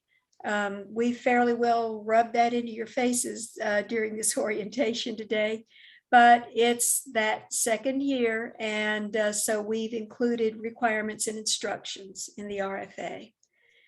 And then 7.33, requirement for programs of study.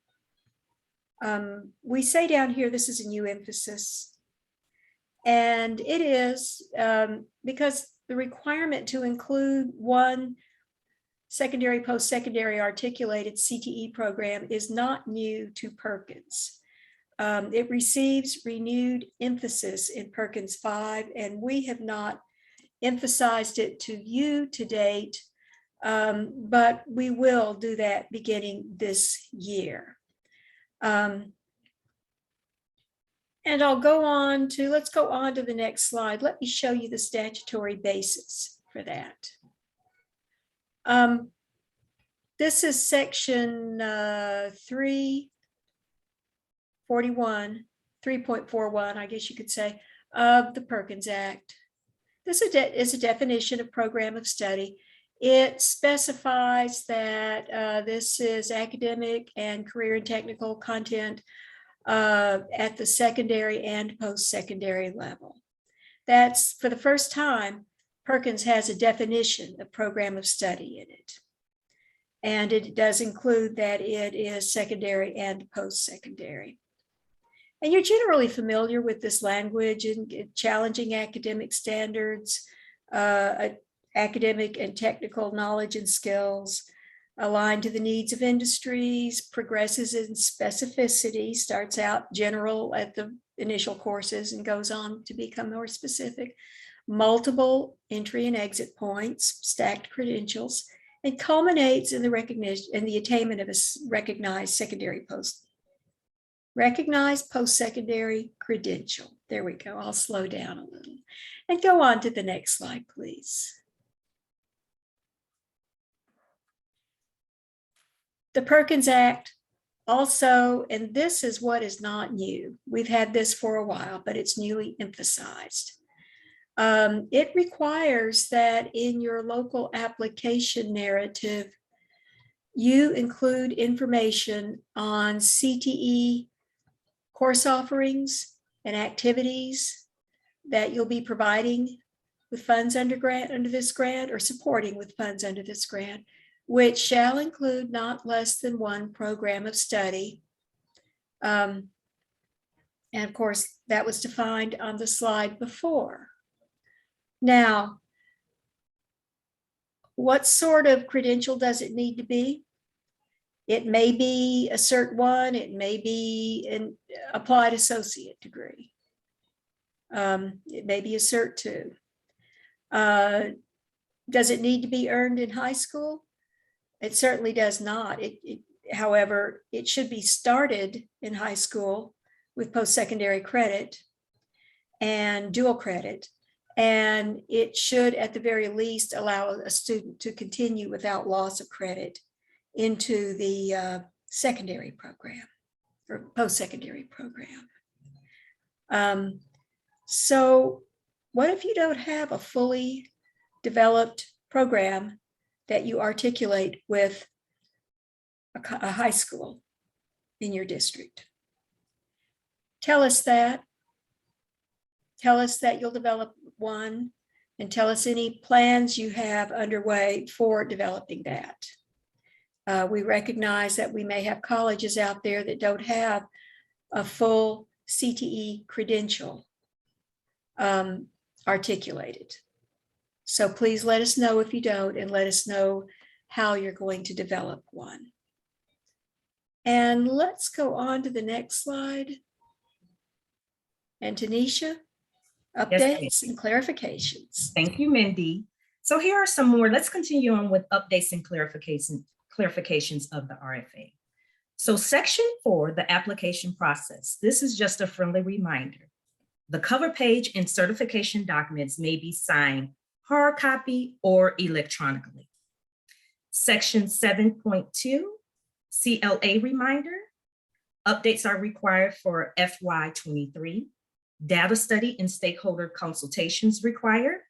Study and consultations to be underwritten in FY22.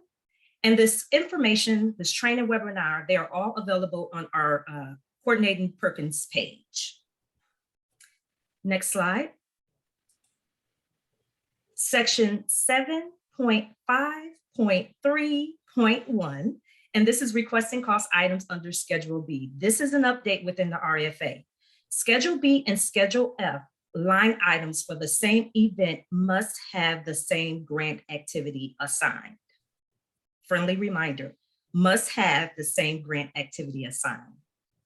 Section 7.5.8, Schedule G, this is an update within the RFA. You must have funds budgeted in Schedule G before charging against it in an expenditure report. All right, next slide, please. Section 7.4.13, specific budget items in the PIEP. This area clarifies circumstances under which a college may use Perkins funds to support a student organization. Section 7.5.8, public disclosure, adds condition and guidance to requirements that the coordinating board must approve disclosure, new releases, and reports that are part of the grants. Next slide, please. Section 10.2 emphasizes that meal costs are not a generally allowable expense within the RFA.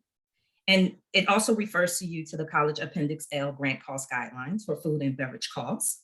Section 10.5, special funds restriction. Now, this section clarifies that grant funds may not be used for dual credit student support. The use of grant funds for dual credit is limited to program costs. Next slide. Let's go back to that last slide. We've run through this fairly clearly, everybody. Thank you, Tanisha. Fairly quickly, and I hope clearly. The RFA has not changed as dramatically as it has in past years under Perkins 5, because we're kind of coming to a new normal. However, there are some new requirements, and we have made some clarifications to the language of some existing requirements. Now, we don't have a 45-minute long presentation. We believe we're going to get you out of here a little early today, unless you just want to stay until 3 o'clock. I think we're going to be able to dismiss class early. However, we will be having Q&A after the last presentation before closing remarks. If you have any questions about what you've read here, you can put them in the chat, or what you've heard here. You can put them in the chat and we will track them. However, feel free to ask them on an ad hoc basis when we have Q&A. And Stephanie, I think that concludes our brief session. Thank you, Tanisha. Thank you. Thank you both for that update to the RFA. And now Chandra is going to join me, and we are going to talk about Perkins Budget Basics. A lot of this stuff is pretty much familiar to the field.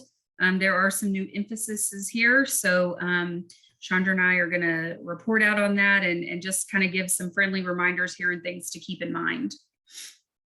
So first, you definitely want to pay attention to section 7.5 of the RFA that talks about the budget.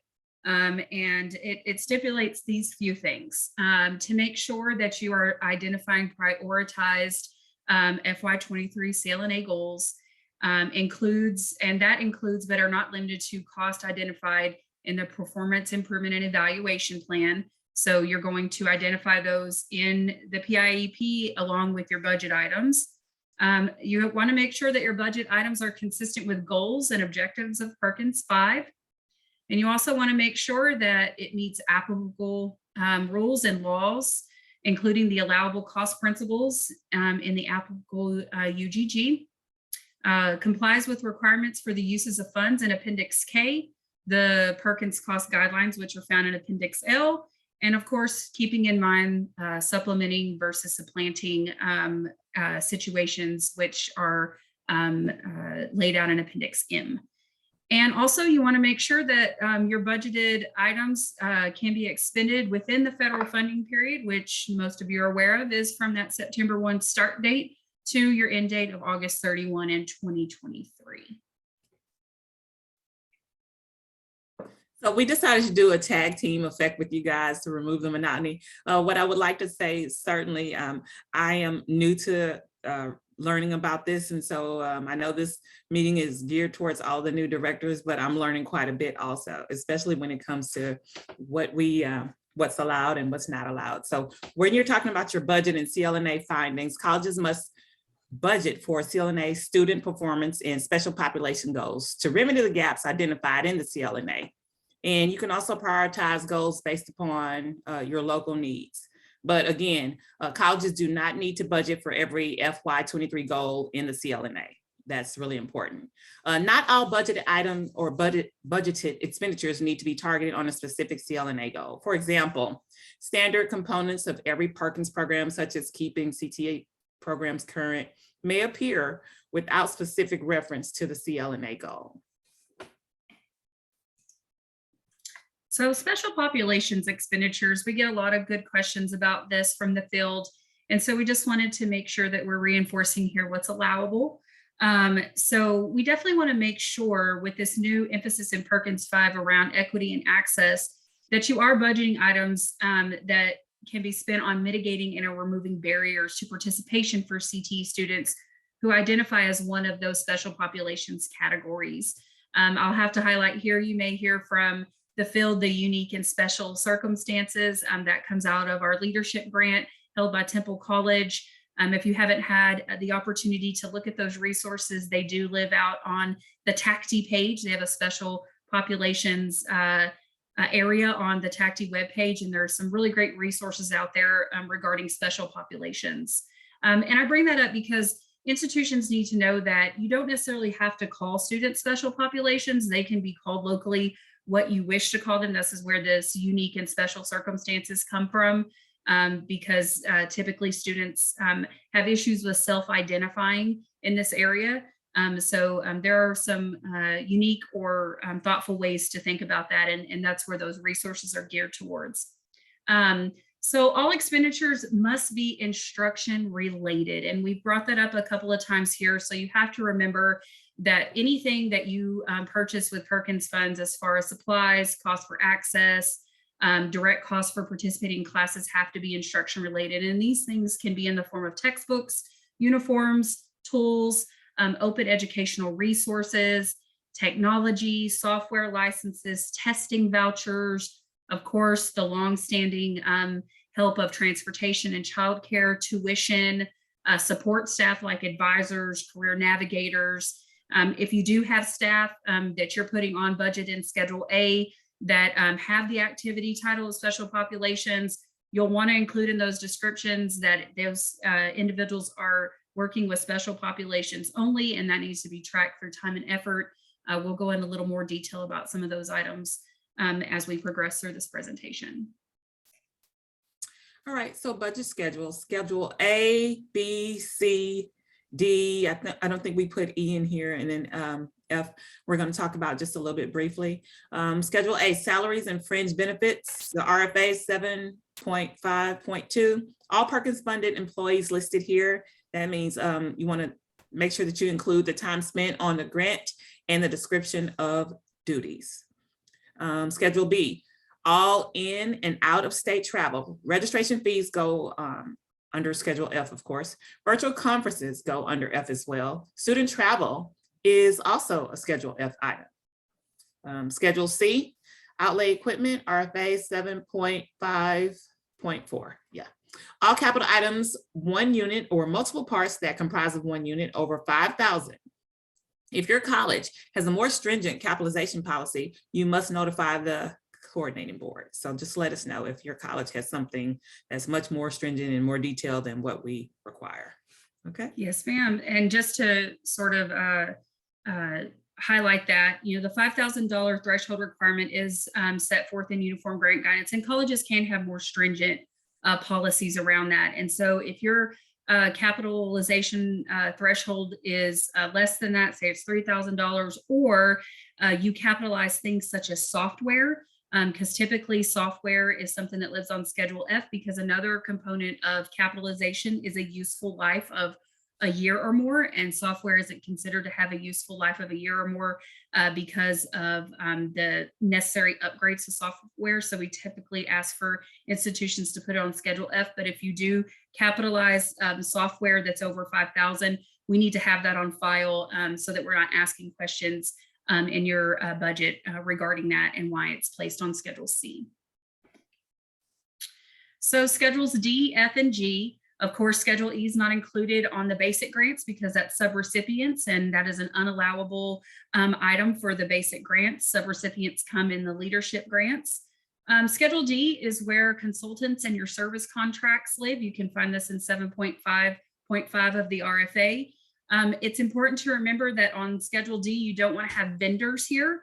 If you're just using a vendor to supply some sort of service to you, software, whatever it may be, that goes on Schedule F. If you are contracting with an entity such as a speaker, professional development, a specific company that you're going through the procurement methods with at your institution, following those local policies, then that would live on Schedule D.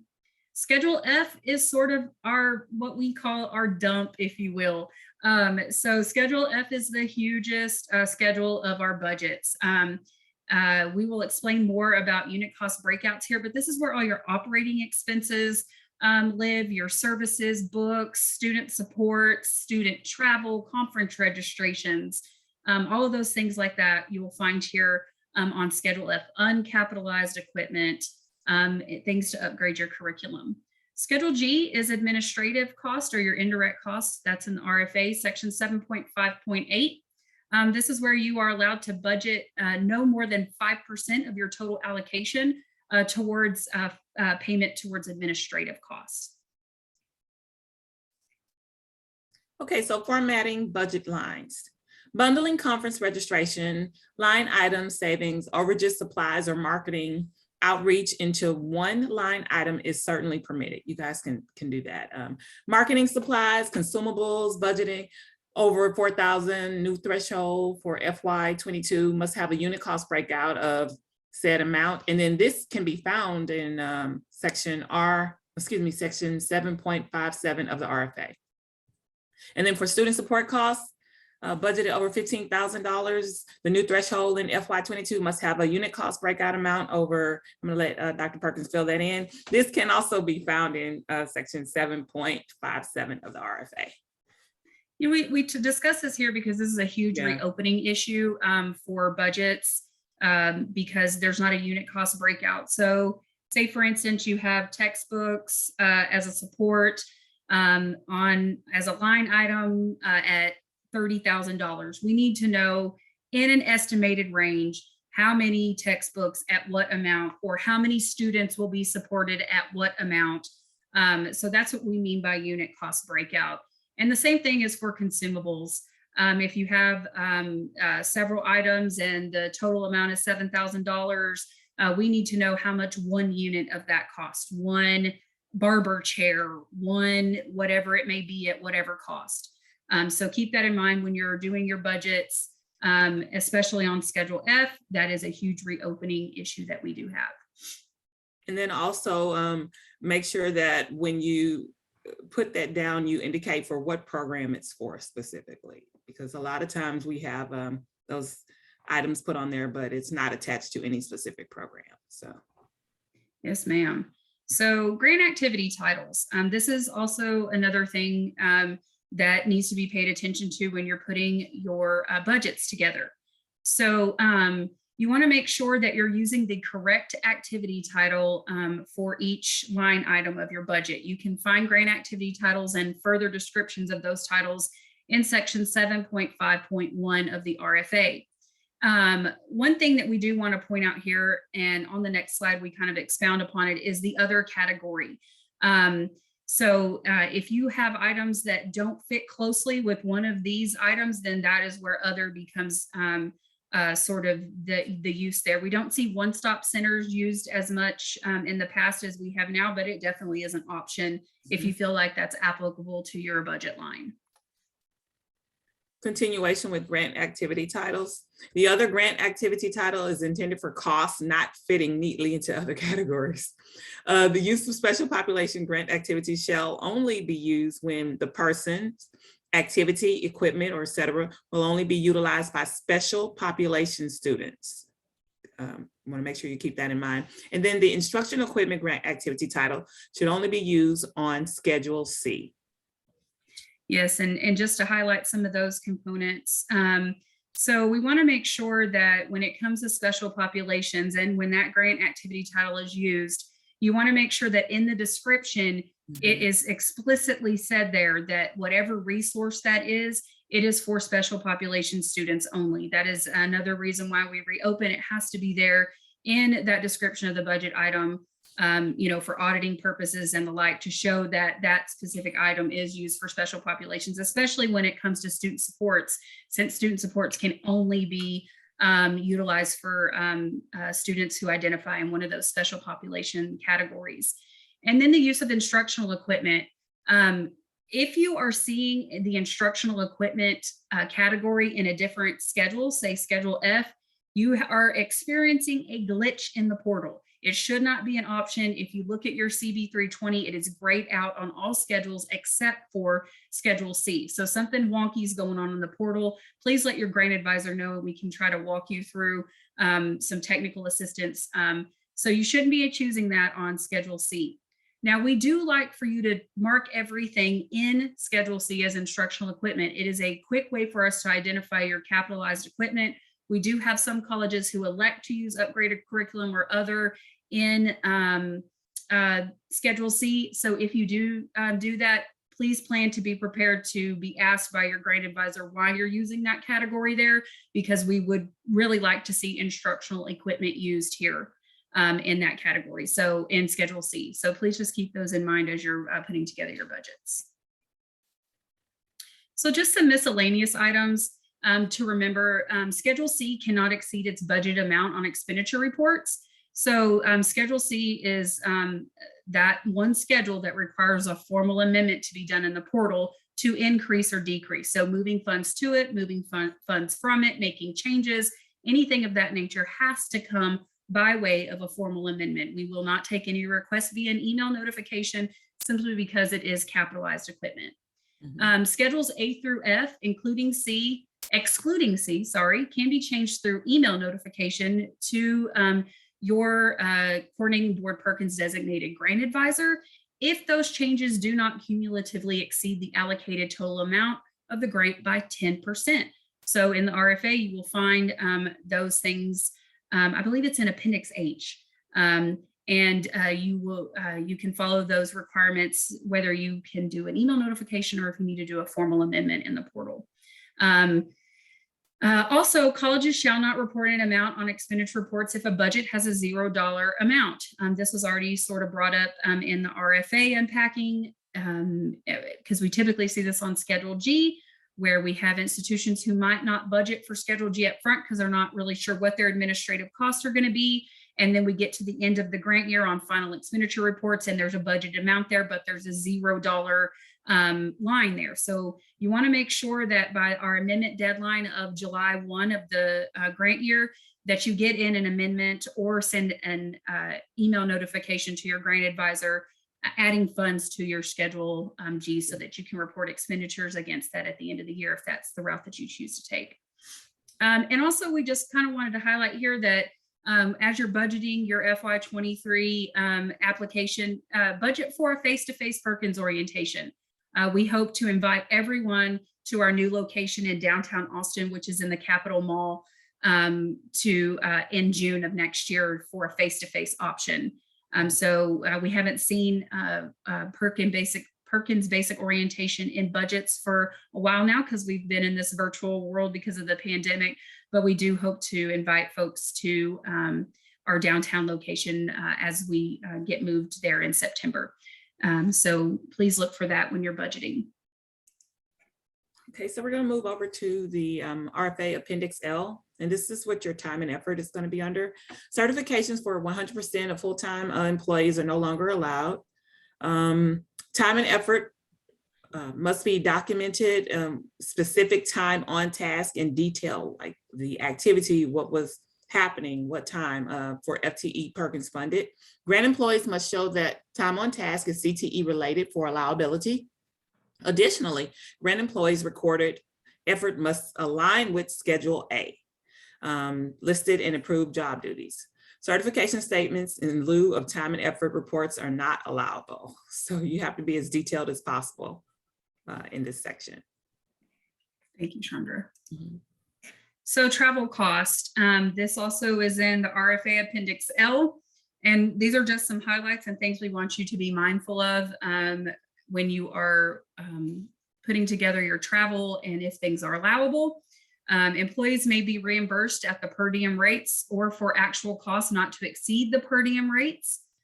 You definitely want to make sure you're paying attention to the GSA rates when traveling in-state or out-of-state, and being aware of what those cost caps are. At the institution's discretion, employees who exceed the per diem rates may be reimbursed for the difference with other non-federal funds that are available to the awarded applicant. And the most common found unallowable travel costs found on desk reviews are tips. Receipts are not required but to be collected, but you are encouraged for verification purposes to collect your receipts. What we say in our RFA is that the institution has to verify and state that they did not pay for any unallowable costs. And of course, the way that that's proven is through receipts, and shows that no gratuities, no alcohol or anything like that was paid for. We do take those certifications in lieu of viewing receipts, because we trust that you guys are doing the checks that you need to be doing on your end locally through your local accounting procedures. But please make sure that there is a way for you to be verifying that you're not paying for unallowable costs. And now we have supplementing versus supplanting highlights. Funding provided under Perkins Act shall supplement, increase the level of services, and not supplant. That means take the place of state, local, and other federal funds. Awarded applicants shall not use Perkins funds to supplant funds that, in the absence of Perkins funds, would have been spent on CTE students. Okay, federal funds cannot be used to pay for service, staff, programs, or materials that would otherwise be paid with state or local funds. And I always like to hear Dr. Perkins talk about this, so she can elaborate a little bit more on examples of supplementing versus supplanting. So check this out, guys. Thanks, Chandra. So yeah, this is always a big thing.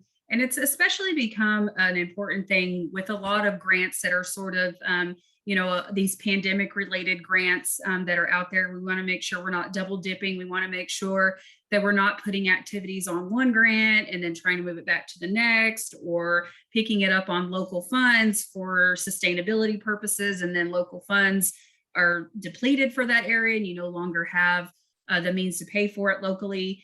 So definitely please pay attention to Appendix M of the RFA, because it stipulates to everyone how you can provide evidence to state a case to not supplant, and how it needs to be moved back on Perkins funds. So if you have any questions about Appendix M of the RFA, please just reach out to your grant advisor and we'll definitely be able to answer your questions and see if you're running into any supplanting issues.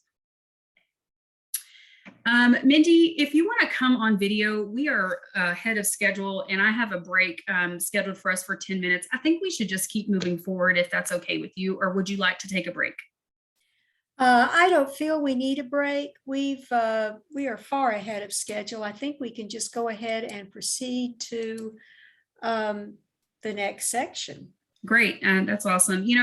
It's really hard to allot time for these things in the virtual world. We don't know how long these are going to take or how much information is going to be asked in our Q&As. So we did discuss, planning out this whole day, but hopefully giving everyone back the gift of time, which is so precious to everyone. So we'll move through this 10-minute break since we just came back from an hour lunch, move into this last presentation, which is basically our Perkins Basic reminders.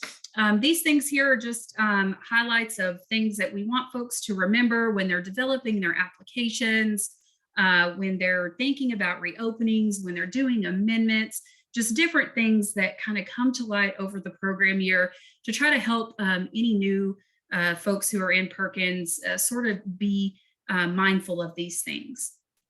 So we're going to talk about the signing of appropriate documents. We're going to talk about incorporating the Clna.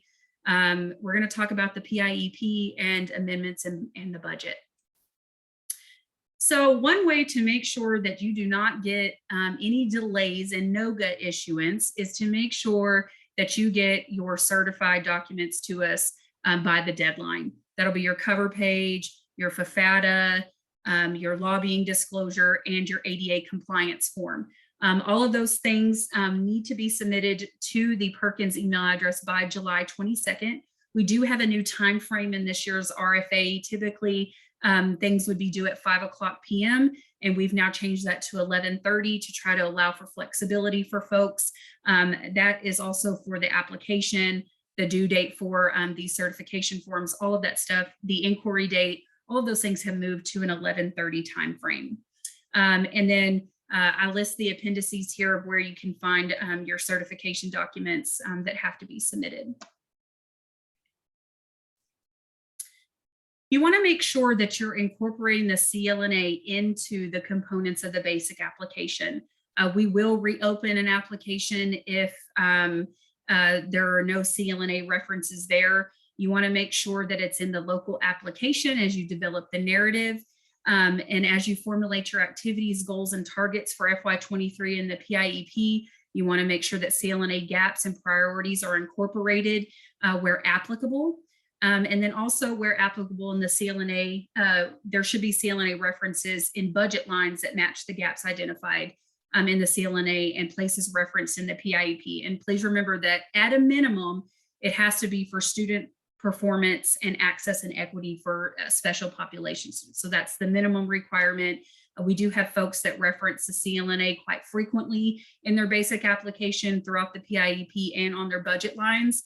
And really what that does is it's an alignment with your priority and goals that you've outlined in your CLNA. It is statutorily required that your budget items fall in line with the institution's priorities and goals. So that's the whole premise behind why we do a CLNA and why it must be referenced in the basic application.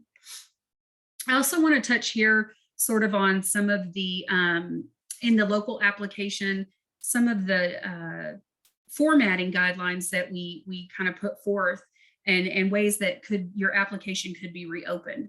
So if in the narrative part, we open up your local application and we just see big, bulky paragraphs where it's hard to decipher sort of that thought process or what that looks like, especially in questions, I believe it's 2, 5, and there's another one that has multiple answers to it. And you're not using some sort of designation like A, B, C to show that this is answering that separate question and that's answering this separate question. That will constitute a reopening. You want to use a hard return in the portal in order to separate paragraphs and separate that thought process and make it very clear to the reader who's reviewing what you're trying to say in when you're answering those questions in the local application. So please keep that in mind because we do oftentimes reopen for formatting issues.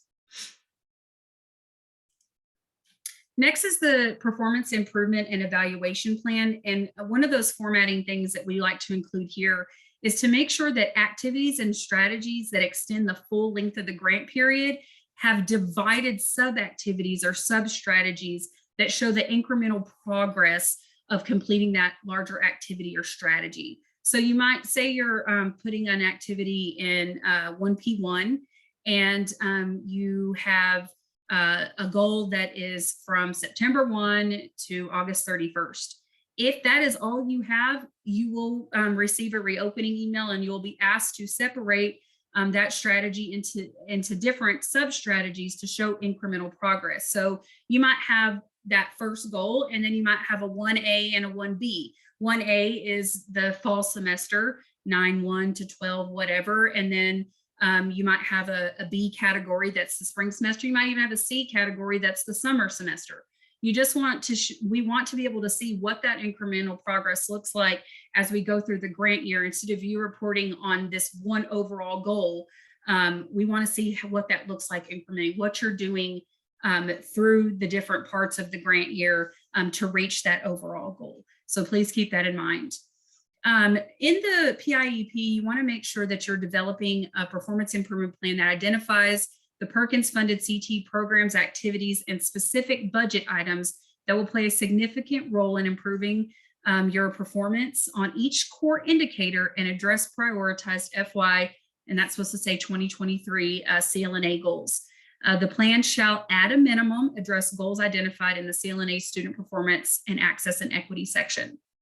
Also, you should develop an evaluation plan that measures the effectiveness of Perkins funded programs, activities, and budget items in the PIEP. The evaluation plan shall include activities, strategies, a planned timeline, target measures that can be evaluated prior to the end of the grant period. But what we mean by that is you want to pay particular attention to what those target measures look like.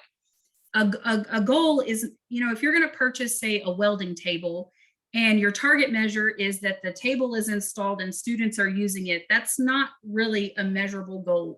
What percentage of students will increase their retention because said welding table was purchased? That is more of a measurable type goal that's related to that equipment purchase. So you need to think about that when you're building your target measures out. Simply installing a piece of equipment is not necessarily what we want to see in a PIEP. So keep that in mind when you create your performance improvement and evaluation plan. Amendments and budgets. So amendments are required for any changes to Schedule C, or if any of your changes exceed 10% of the total allocation of the grant. Every year, typically we always get a mid-year reallocation, and so there is an amendment that always has to occur around the January, February time, where colleges add into their budget the amount of dollars that TEA reallocates back to us from the previous fiscal year. So you'll always do at least one amendment in the year. You also will do an amendment if you have personnel changes within your institution and you need to update the cover page, that Perkins director, your institutional contact or president or CFO. You also always want to check your CB 100 and the CB 320 before you submit an amendment. You want to ensure that totals are correct, meaning that you haven't under budgeted yourself or over budgeted yourself. That dollar amount has to match your allocation amount on our allocation charts that are in the RFA, and then when reallocation occurs. And then you want to also make sure that there's no negative balances on the CB 320. So when you look at the CB 320 and you see a negative balance, there's almost always one reason why that has occurred. And that is because you have amended a line that was previously in your budget and you didn't use the same activity title. So say Schedule C, this is where we see it a lot. You used instructional equipment for the first instance of this in your budget. And then you go to amend that same line in, say, Amendment 1, and you use the category Other. You're going to create a negative balance on the CB 320. So you want to make sure that when you are amending your budget lines that you reference that same activity title that was used in its first mentioned line in the amendment line as well, to avoid those negative balances. Budget descriptions for equipment must include the program the equipment is for. So you want to make sure, and Chandra touched on this earlier, that whenever you have equipment on your budget, you have to say what program it's for. If you're only including SIP numbers and you're not telling us what program it is, there's so many different SIP numbers that are out there. So we need to know, is it cosmetology? Is it welding? Is it police academy? All the different CT programs in your institution, we need to know what program that equipment is going to be used in. And then also you want to make sure that you're correctly using the right activity titles. And we've touched on this, but just again to highlight, the special populations activities for items that are only to be used by special population students. Instructional equipment is only used on Schedule C, and that other description is if no other activity fits the line description closely.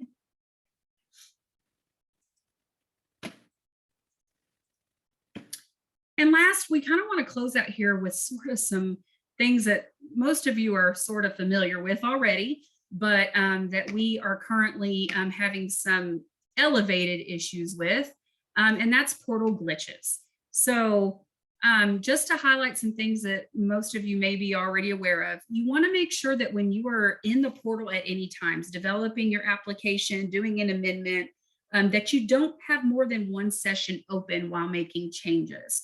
In the past, we have lost complete amendments because of this thing. So if you are needing to reference a previous use application or a previous version, like you're doing Amendment 2 and you need to look at Amendment 1, you want to copy and paste that previous work into a Word document and have the portal open in what you're making changes, and do it that way instead of having two sessions of the portal open, because you probably will run into some glitches and we may lose some information.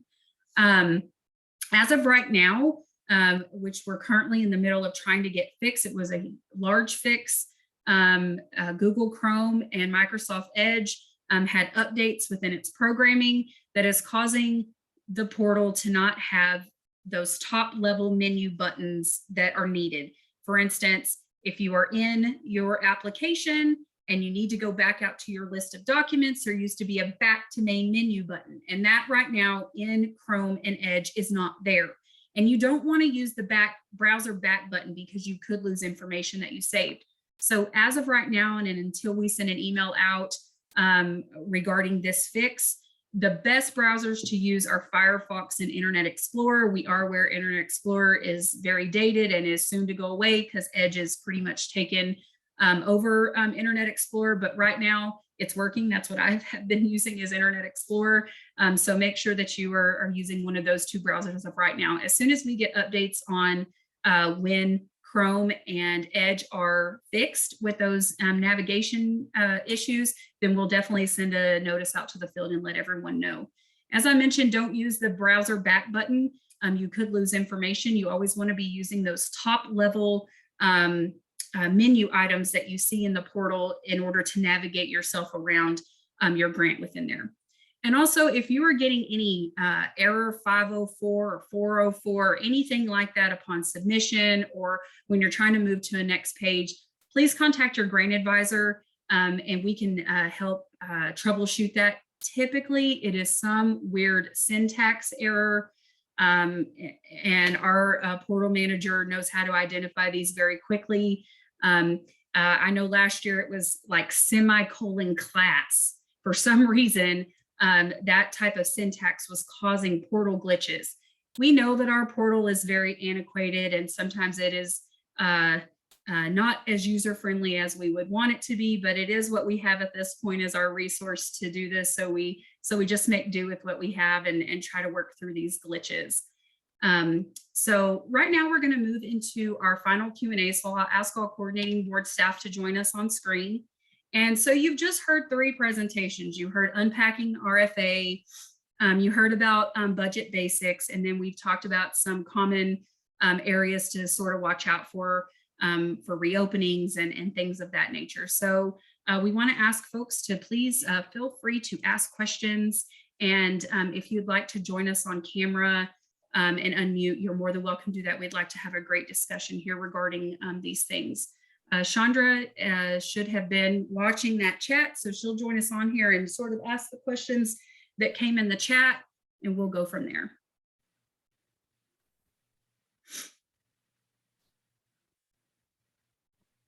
I think she stepped away, Dr. Perkins. I can go ahead and start off with the first question that I see.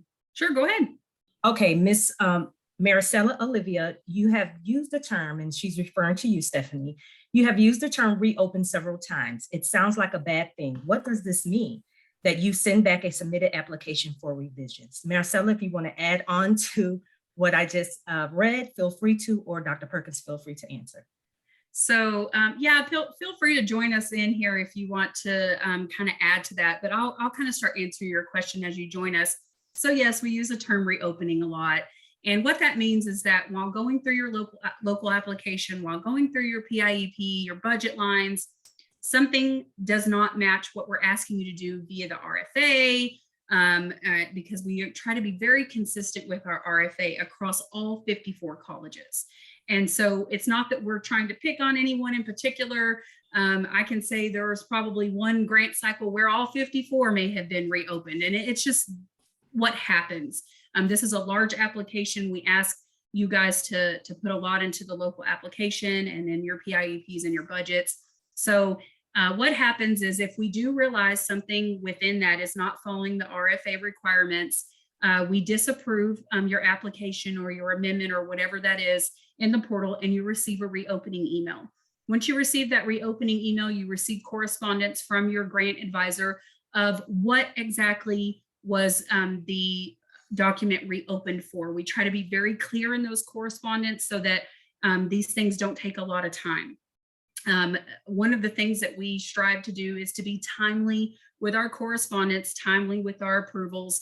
And we know that this FY has been particularly strange with that because we've been understaffed, but we've tried our best to keep up with our communications and our approvals and the like. So you'll receive that reopening email from us. It'll stipulate to you what exactly we're needing to change and why.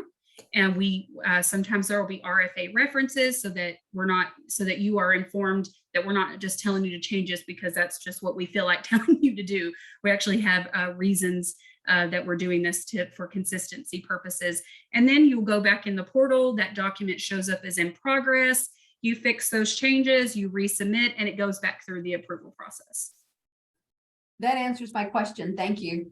You're very welcome. And may I add a little bit of perspective that may be useful for understanding.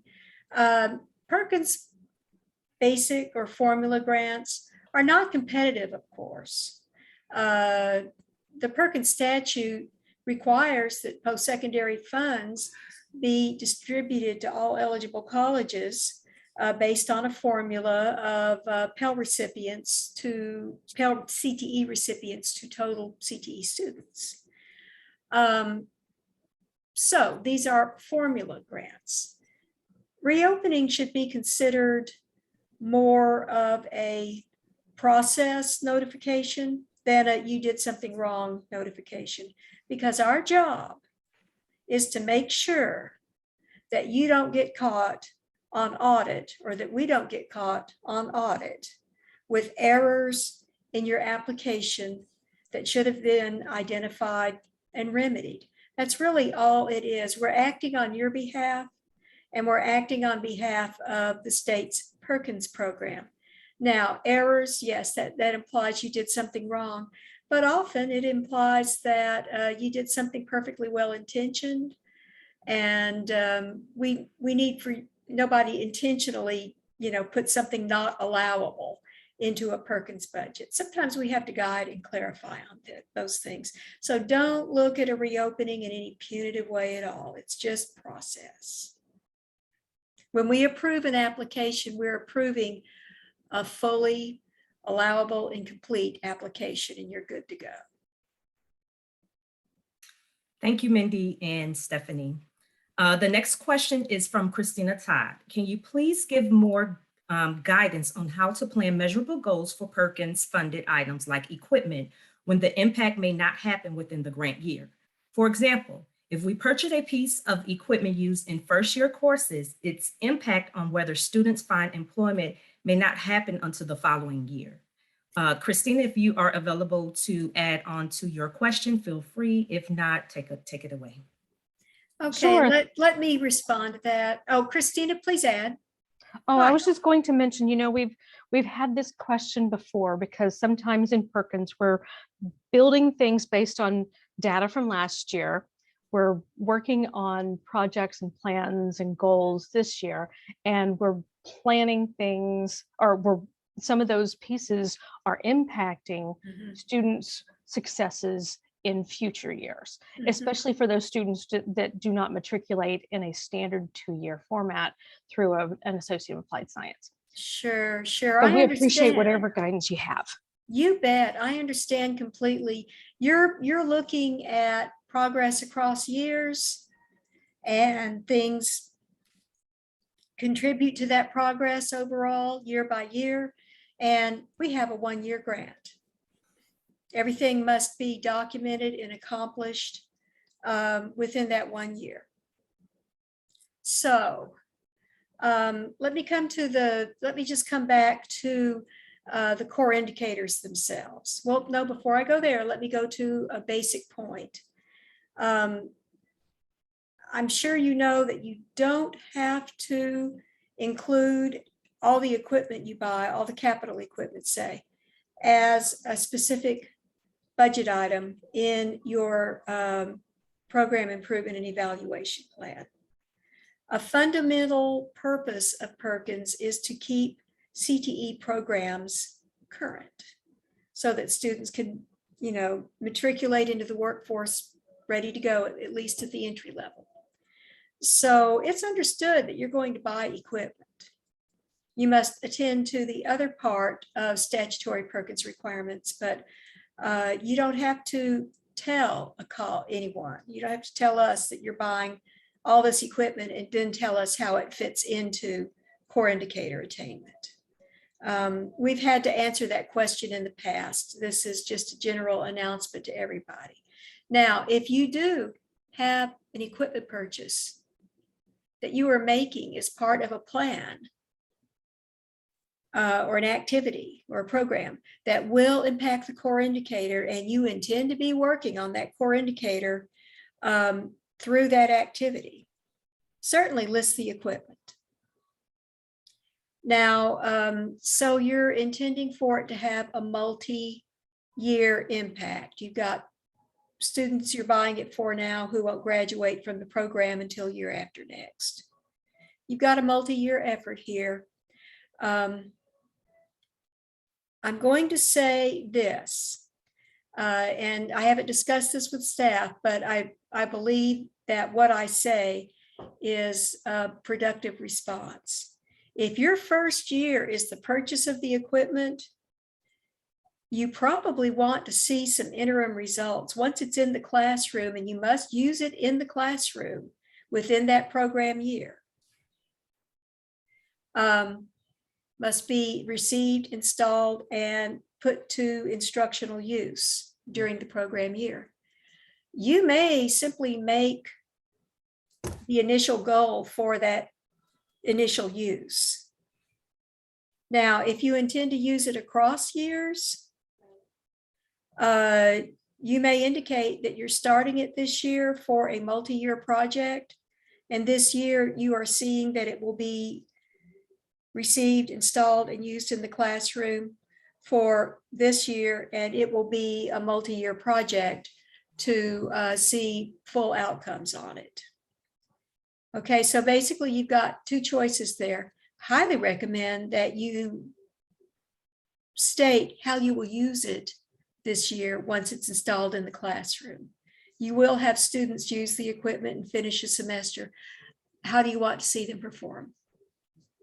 Second, if purchasing the equipment this year is your sole goal and you want to have it in one of the core indicators as a key budget item, I would say, and you're not required to if it's equipment, it must meet a specific goal. I would say that you would list that piece of equipment and simply say to be received, installed, and used in the classroom before blank date.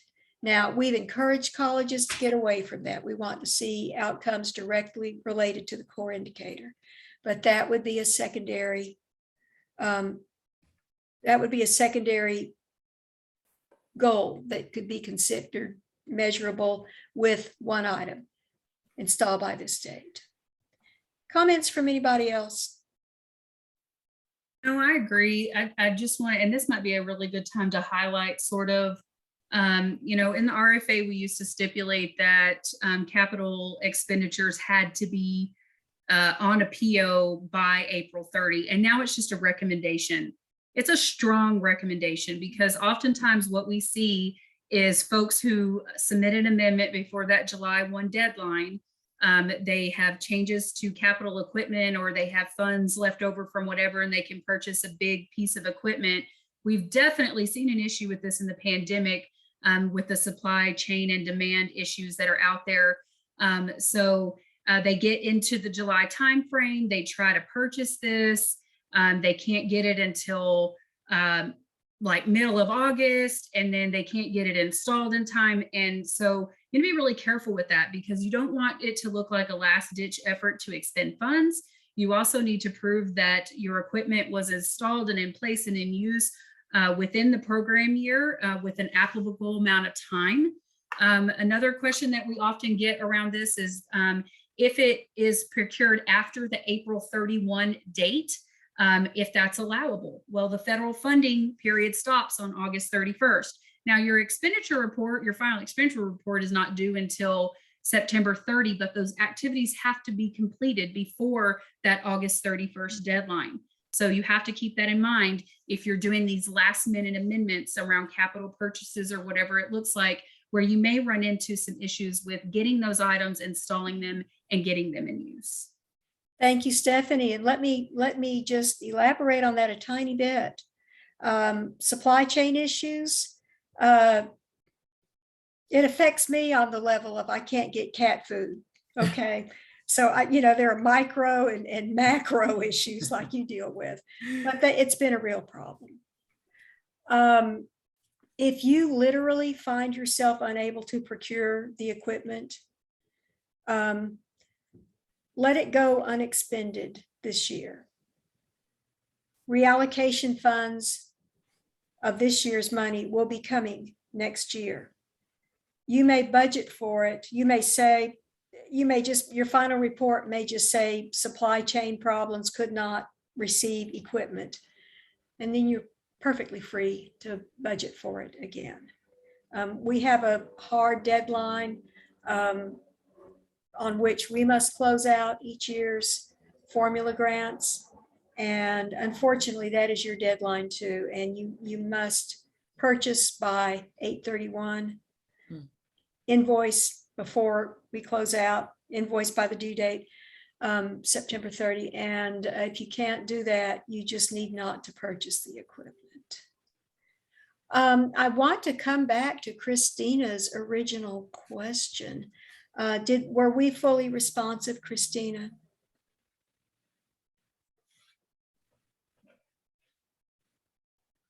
Christina may have had to step away.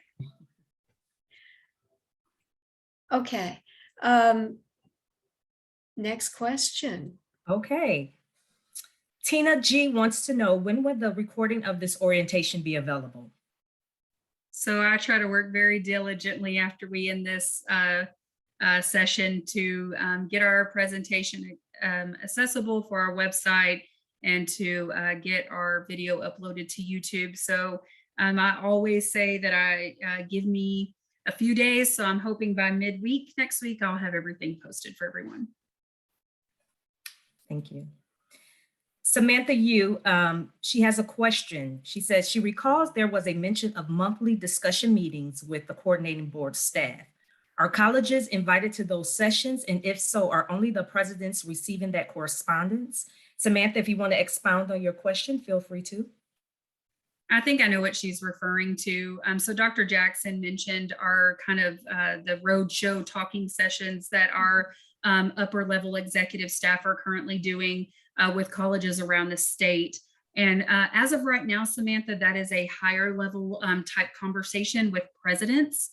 And so staff at the college typically are not invited to those particular talking sessions. We don't know what that'll look like in the future. Right now, it's at that top level.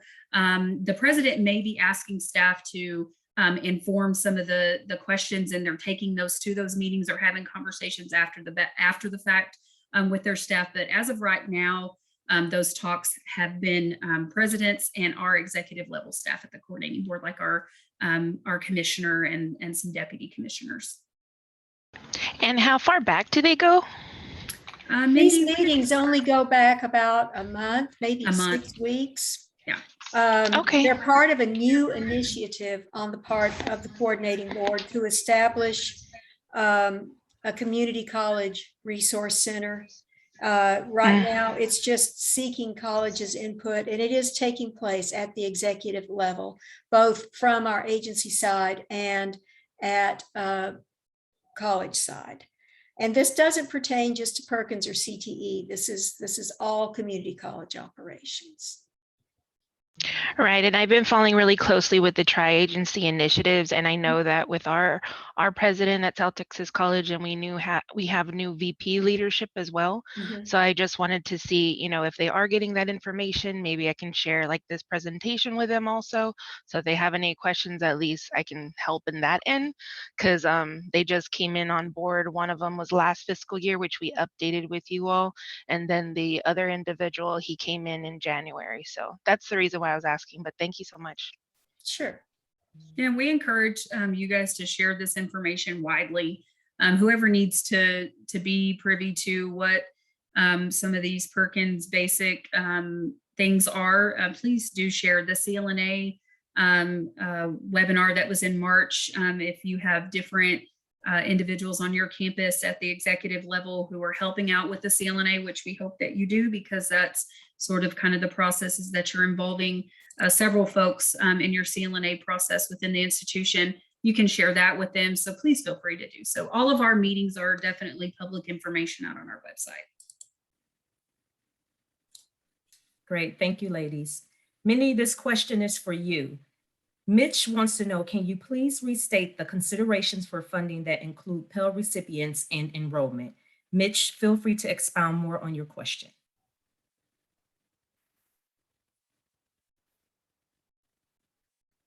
Had to find my mute button there. Thanks. Yeah, I was feverishly taking notes and I just couldn't get it all down fast enough. And I know that that's been an interest item, with my provost and president. So I want to make sure I've got it down before I restate it. Thank you. Sure. Let me say in general that every college's allocation is based on its number of Pell students who are in CTE programs against the number of total students who are in CTE programs. Okay. Now, so that makes it dependent upon college enrollment going up and down, as it does from year to year. It also is dependent upon other colleges' enrollment going up and down. If your college's enrollment, let's say, was up by 6%, and 3 or 4 other colleges' enrollment was up by 15%, in the universe we're talking about, which is career and technical education, your ratio may be pushed a little higher. And even though you've had a small increase, or you've had a nice increase in enrollment, you may actually lose a little bit of money. So we've got interdependent factors here. No one college by itself has an absolute. We have interdependent absolutes within that formula. But that is the formula, your ratio of Pell receiving CTE students who are in CTE against all students who are in CTE.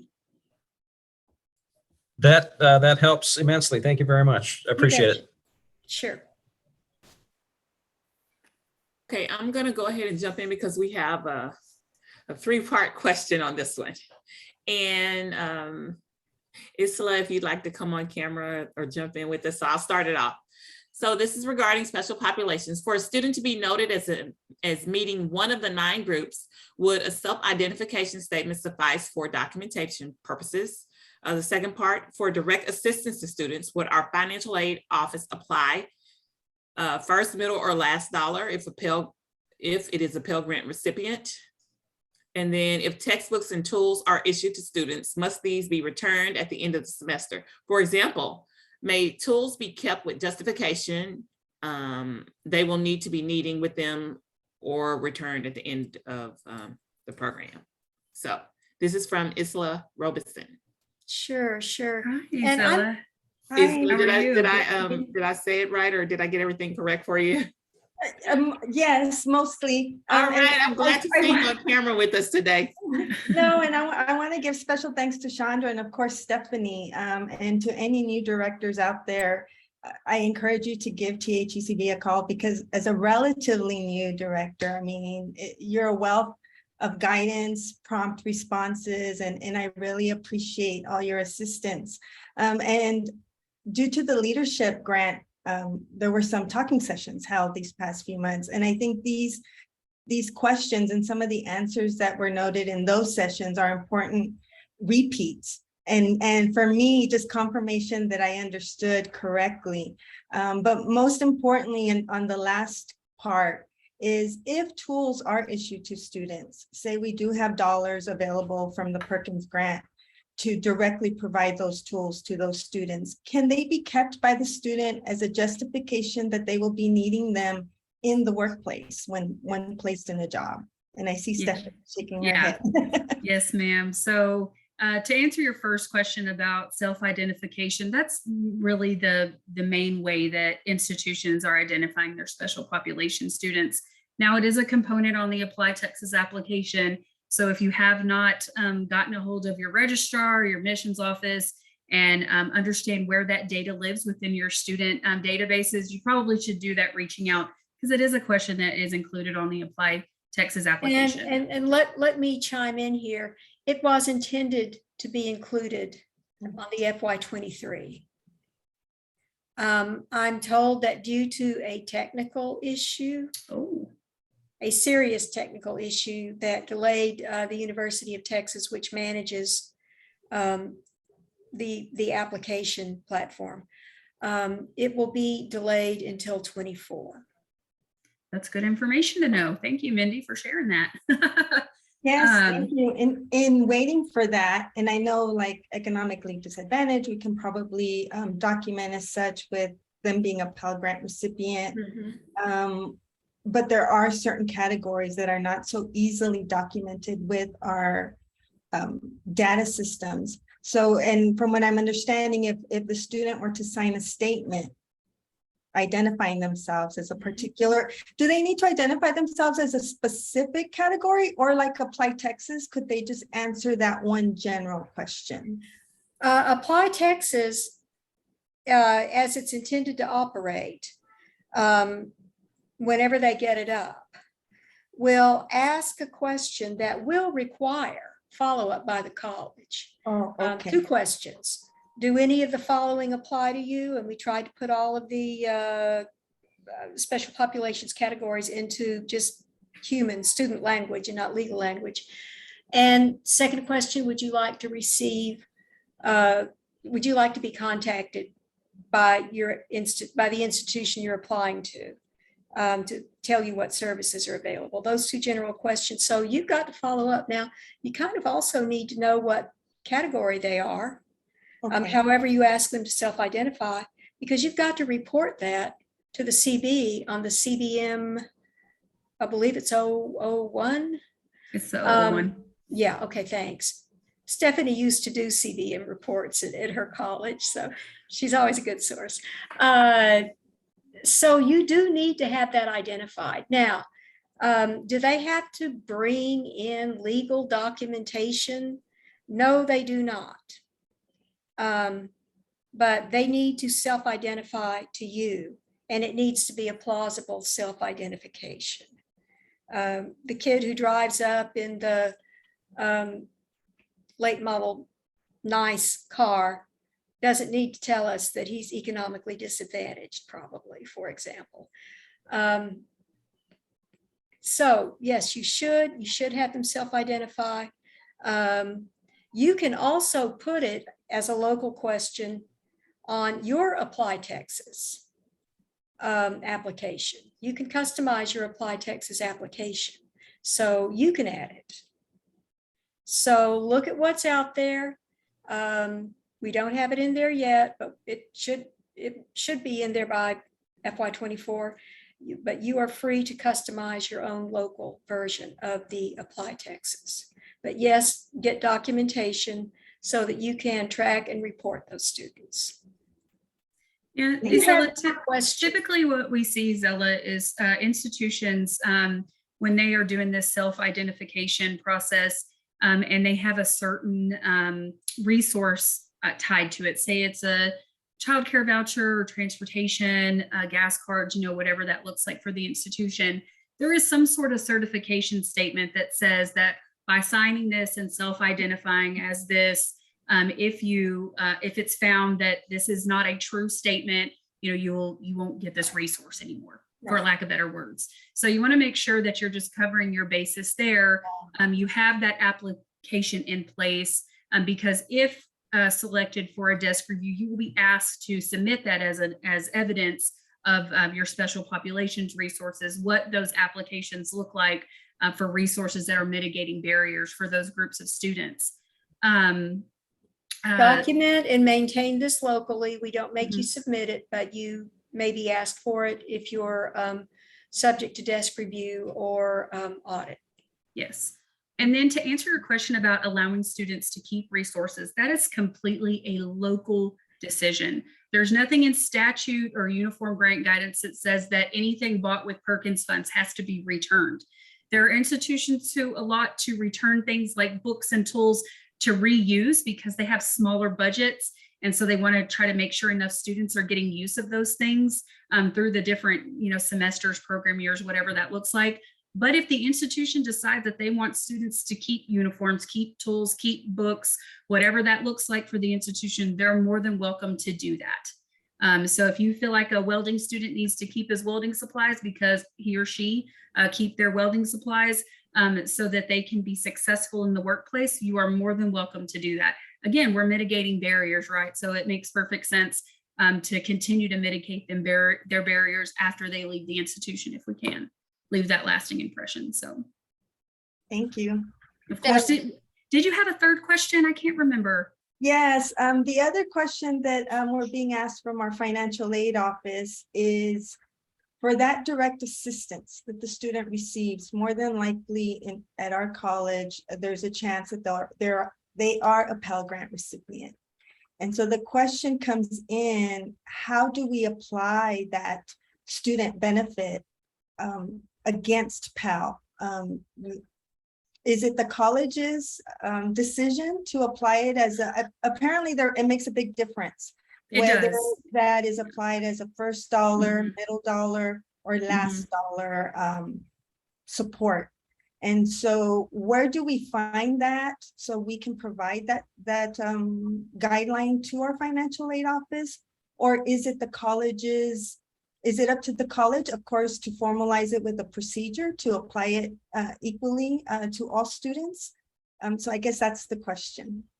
Sure, and we do get this question a lot. And the notion comes in here, you have two things that you need to be concerned about when you're talking about Pell recipient individuals or individuals who are receiving funds from other grants or whatever it may be, is the notion of double dipping. You want to make sure that you're not double dipping funds. If Pell is something that is almost always going to come first. That's given by the federal government.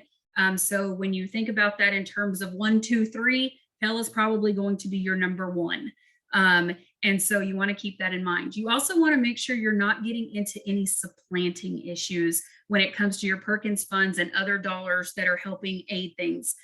Some institutions, so let's use childcare, for example. They work with their local workforce solution areas and they use CCRS funds for their, they refer them to their workforce board, local workforce solution areas to get help with childcare. So you want to make sure that you're not giving a student funds for the same activity with two different funding streams, right? So either you're working with that workforce solutions area to get their customers who are not getting the funding over there because they don't qualify, or perhaps maybe their funding isn't covering all of that, and Perkins can come up and supplement those areas. So you want to make sure that that's what you're looking at. Same thing with Pell, GEAR, True, all of these big federal funds. You want to make sure that Perkins is supplementing those things, not supplanting, and you're not double dipping and giving a student funds for the same activity twice. So that's what you kind of have to be mindful of when you think about that. Mindy, do you have anything to add to that? Well, I would add, yes, that's good information, Stephanie. I would add just this note, supplanting is always using federal funds to take the place of state funds. You may intermingle federal funds across programs. The braiding of funds. Yes, the braiding of funds. You may use Perkins funds to support students' instructional related costs, even though they may, support those also with Pell funds. We're pretty straightforward. Don't supplant state funds. Don't double pay students with federal funds. That makes no sense. You would want to make sure you're respecting federal requirements for braiding of funds. You would want to make sure you're in compliance with Pell requirements. But what you may not do is take something that's already budgeted, that's already paying for something, just take it off your budget to let's Perkins funds supplement it. Or pay for it instead. That's supplanting. And that takes place when it's federal funds being used instead of the state funds you were already using. So Okay, basically, if we work with our financial aid office as to how they apply the Pell Grant, we should be okay. I would say yes. Do you Okay. agree, Stephanie? I agree. And, you know, upon, I know for programmatic desk review, we don't dig too deep into these financial things, but I can tell you upon fiscal review from the coordinating board, if they do find where you're having these braiding of funds and things like that, they probably will more than likely ask you to take a look at your local policies and procedures of how the institution is ensuring that that practice is not occurring. Perfect. Yes, thank you. And those are my 3 questions and great 3 answers. So I appreciate it. Thank you, Thank you, Isela. Isela. Okay, so we have a follow-up with that. You did answer Ms. Jordan's question, guys, because it was a follow-up or piggyback off of that one, but she would also like to know if there's a directory or some way to communicate with other new directors for resources or references or something to refer back to. And then she wants to know if the coordinating board keeps up with that, you know. So there is the TACTI listserv. If there's anyone in here from TACTI that's on the meeting, please feel free to jump in and kind of explain what the TACTI listserv is. But that is a way that Perkins folks communicate with one another. If you're a member of the TACTI organization, you're probably familiar with the TACTI listserv. As far as how we correspond with people at the coordinating board out to the field, that's actually a really something great we can talk about now, because there's sort of some misunderstandings around that. So whoever is listed as the institution's Perkins director and institutional contact on the cover page receives all the official communication from the coordinating board, whether that be from the portal, those generated emails from the portal, whether that be your advisor reaching out to ask questions or give you reopening advice, or if that is a Perkins update or an RFA announcement. We have our contacts are generated from the portal, and we don't add anything to that unless the portal is updated with contact changes. So if you feel like you are not receiving correspondence, and you need to have a conversation with the folks who are listed on that cover page. They are the ones sort of charged with, when they receive these correspondences, to forward them out to folks at the institution who they feel need that information. So you want to make sure that your contacts are correct on your cover page, because those are the people who are going to be getting formal communications from the coordinating board. All right, I want to jump back to a question. I'm not sure if we got this. It had something to do, oh, Rose Ochoa. It says, have assigned application numbers and passwords for the 2022-23 basic grants been released to institutions? Let me answer that, Rose. We said in our initial operational notification letter that we would release on the 10th. Which is tomorrow.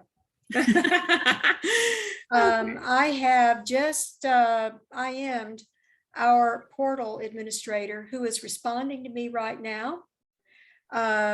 We have had some unexpected complications with the portal that required several hours, many hours to fix. I don't know if that's going to delay release by a day or two, but I see that he is responding now. Let me get back to you in a couple of minutes on that, okay?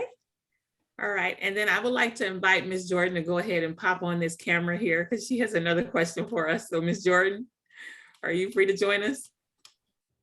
And I can begin to answer this question. So to answer your question, it depends on the support. So remember, Mindy mentioned that the braiding of federal funds is allowable. Now, say for instance, a student, you want to pay tuition for a Perkins special population student. You can't pay if they have Pell Grant's going to be the first thing that's pulled for tuition cost. So you can still support that student in Perkins programs with books and uniforms and this and that and the like. But that one item of tuition, you don't want to double pay them with 2 types of federal funds. Now, say they receive Pell and their Pell Grant doesn't cover all of their tuition and they have some tuition left over. Perkins could definitely step in and supplement that payment and pay for the rest of those costs. Does that help answer your question, Amanda? Yes, ma'am. Okay, great. How are you today, And Amanda? as for textbooks, let Looking me awesome. say, oh, you guys saying hi there. That's great. Let me say with textbooks, Amanda, it's entirely the local college's decision whether to keep a textbook library that students return textbooks to, or whether they allow students to keep those textbooks. I would say that necessary and cost efficient should determine what you do here. If you enter some professions, those textbooks may continue to be a professional resource. In effect, they become a tool. Other textbooks are used once, they're through. The next student may need the same textbook again, but the student just using it never did. You would want to make sure you're doing an efficient use of funds, but if you deem in a specific circumstance that textbooks should be kept by students, you should feel free to do so. You should document what you do in case you're asked. Thank you. All right, Miss Samantha. I have a similar question as Amanda. We're seeing if that book support, uniform support that is loaned or given to the student are not a part of official college calculation for cost of attendance through financial aid. Yes, I hope that that makes sense. So it was kind of tacked on to what Mindy and Stephanie were saying, but that's also been a discussion we've had at the college level. So that's kind of where I just want to make sure that we're doing things right. And if not, we really are going to address that moving forward. But that the books that are loaned or if they're kept by students, that calculation is not formally part of that cost of attendance, right? We have no Perkins requirement that it be. If it is if it's a Pell requirement or a requirement of some other financial aid source you're using, yes, you'd want to make sure that is respected. But Perkins funds are simply used to support students where they need support if they're eligible, which means they're special populations. Perkins funds are available for specific purposes as long as they're instructional. You know, they relate directly to instruction. The Perkins statute, and to my knowledge, uniform guidance as it pertains to Perkins, does not specify how you use those funds when they are federal funds to federal funds. So you should consult with your local financial aid offices. And if you have questions, if your financial aid office has questions, we could try to get those questions answered for you. Now, we are not student financial aid experts. Other departments handle that. Okay, I do appreciate it. That has actually been a question that I've had with dialogue over the last few years with our financial aid office. They didn't see that it had to be part of cost of attendance, but I just wanted to make sure because of the discussion that we were having here. So that's really helpful. The other tack on part to that question, I know that there's a lot of state and federal dollars that are coming in that are really supporting a lot with regards to the pandemic, as well as the CTE and workforce pathways, which is awesome and just so great. But I know that you mentioned about, you know, what if there's other entities out there like Workforce Solutions or even other nonprofits that are even supporting students with those costs of books and childcare. And if we are not aware of it, what kind of implications would that mean for us? Or what kind of risk would that be on a compliance level, or would it be? Now, the possibility of students receiving other support that you're not aware of? Right, like say for example, there was another entity that's offering them, you know, book vouchers and gas vouchers, and we're offering, let's say, books and gas vouchers. But for us to know every single entity around our region to see who's helping students and how, not a lot of that is very like open. We'd have to go to like every agency and every student to kind of look at that, because that's not tracked necessarily by the college. It's something the student can disclose that they're getting support. And so that's kind of my worry. Right. Well, I would say that you can't be responsible for unknown unknowns. if there's something out there, maybe a church fund is helping with things. Or there's some, local nonprofit that's helping with things. If you don't know about that, you simply don't know about it. You're responsible for following Perkins and RFA and uniform guidance requirements. If you discover that a student is getting double funded for textbooks, you must then, of course, act. Oh, But absolutely. you're not Definitely. responsible in advance for confirming from all across the region that they would not be. Right. And I think just like, oh, go ahead. Oh, no, I was just going to say, and the way that some institutions have sort of stipulated that is through whatever application they have for, that self-identification or whatever the program is, in those certification statements or whatever, Right. Please identify any of the resources that you're receiving, and or if we find that you're receiving resources that are already geared towards this type of resource, if you will, it could result in termination of funding or whatever that language looks like for you locally. That's a local decision. Yeah, so, I not appreciate only that, do you and need to be in coordination with your financial aid department, quite likely on something you'll ask students to sign, you need to be in coordination with your general counsel too. So, right. And so that's kind of of why I want to embed some of these discussions into the stakeholder sessions that we're having throughout the college, because I think the more that the community knows about this, hopefully we'll become more aware of if there's other assistance that's happening around the region, so we can truly have our dollar go farther. But I was just curious about that, so I appreciate it. Thank you so much. You bet. And let Thanks, me come Samantha. to, before we go on to any other questions, let me come back to the release of passwords and IDs, I'm sorry, application numbers. And I believe you're aware, Stephanie told you earlier, if I recall, that we had a major interruption with the portal due to two browsers updating. It's called their API. I don't know what that stands for. I'm an English person, okay, not an IT person. And, but it caused the portal not to work properly. Stephanie detailed some of that to you. We have one portal administrator who also has a full slate of responsibilities toward the agency. So he had to spend a good number of hours correcting many bits of language on our portal. It has delayed getting the portal to what they call production, which means it's approved for use to the public.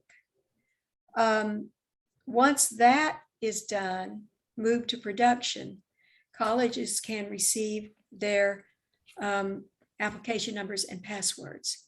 He tells me now that Monday is more realistic than tomorrow. So that is all I can tell you at this point. They should be released over the next several days, but they likely will not be released on the 10th, as we thought they would. And I will, if it's not going to be on Monday, which is the 13th, we will let you all know so that you do know what to expect.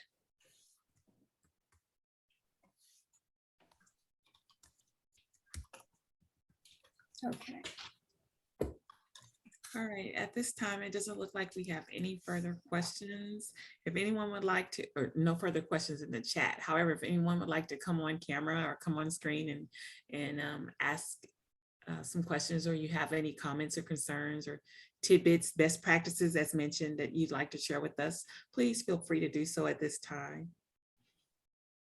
Tina Johnson with LIT has a question. I'm sorry, Tina, my apologies. Noted, thank you. All right, so Tina, let's go ahead and see what you got here. Good afternoon, new Clna Executive Summary. Are there any limitations? How detailed should the summary be before submission? For example, if we have 6 new stakeholders, do we list the individual stakeholders' names or simply state added 6 new stakeholders to our task force? Since the new names are already viewable in track changes, that's an awesome question. Let's see. Mindy, would you like to take that one? Well, Stephanie is managing specific CLNA questions Yes. and the overall effort. I'm going to pass it right on to Stephanie and just sit back. Hi, Tina. How are you? I hope you're doing well. Oh, do I get to see you? Are you coming on Coming camera? on camera? All right. Tina and I have a lot of correspondence. Hello, Tina. Very good to see you. Thank you guys for utilizing the camera. In this virtual world, we don't get a chance to come out and meet everyone. So if you have a camera, please feel free to turn it on. So we just won't be looking at ourselves on here.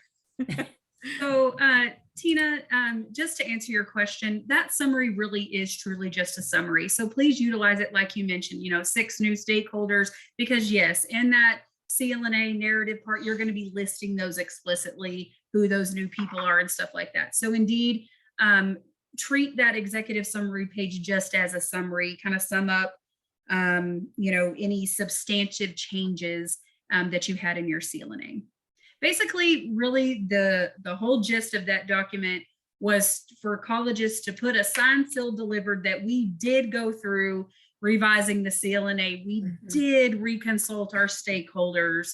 We did bring all these thoughts back to the table, and we're not just going over the document willy-nilly changing this or that and we're submitting that. That's basically what that executive summary is for. It's just that seal and stamp of approval that we did our due diligence with this document and did a good part in revising it. So I hope that helps answer your question. Oh, we can't hear you. Sorry about that. I had a second mute on my microphone here. Thank you, Dr. Perkins. Hello, Ms. Tanisha. Hello, Tina. Thank you all for your excellent help throughout this last year. I've made a year now working with the Perkins grant. Congratulations. Thank you. Great job. A Thank you year so seems much. like a century. Yes. Yes, it does. Thank you so much. Of course. Okay, did I miss anyone else? No, that was the last question that was on there, Chandra. Thank you. Okay. All righty, guys. Hey, Amanda, thanks for joining us on camera. We are coming to the end of this. We're not seeing any questions. Feel free to jump on camera if you want to say hello. We have plenty of time. It's 1:40. We were scheduled out till 3 o'clock today. We are so glad that we can give you guys back the gift of time. Like I said, it's hard to schedule these things. Hi, Fran. It's so good to see you. It was nice to see everyone at the THECB conference that could attend. And that was our first face-to-face convening since the pandemic. And it was just so great to shake some of your hands. Hi, Tom. So good to see you. Hi, Glennis. I don't think we've ever met formally, but it's very good to see you. Hopefully next year we'll be in this big, beautiful building downtown. I don't know if you guys have been keeping up with the agency's move to downtown to the Capitol Mall complex. But we have this really gorgeous space that we're fixing to move into in September. And so we hope to invite all of you there next June, where we can have this powwow face-to-face. I'd like to share something at Fran College. So it's been about a year and a half that we added all of the special populations on our individual section of Apply Texas. Mm-hmm. And I can pull that down monthly, and I can share that information with veterans or with the disability office or basic needs. And it's allowing us to make contact early and identify barriers and try to have those in place before they ever start class. We are now setting up a system where each department reports back to us, so we know we're getting feedback that they are following through, and we can try to start collecting data on that part. But it has definitely been helpful for us to have the different breakouts on the application so we can get them to the right department quicker. Fran, did you just say that the special populations questions are on the general application? No, in the section, the Lee College special section. we Okay, all right. Add additional. We've had them on there for a while. In fact, I think since August of 19, or right when we went over to Perkins 5. And so it's been helpful for us, for them to be able to self-disclose on each line versus a general question. Okay, thank you for clarifying.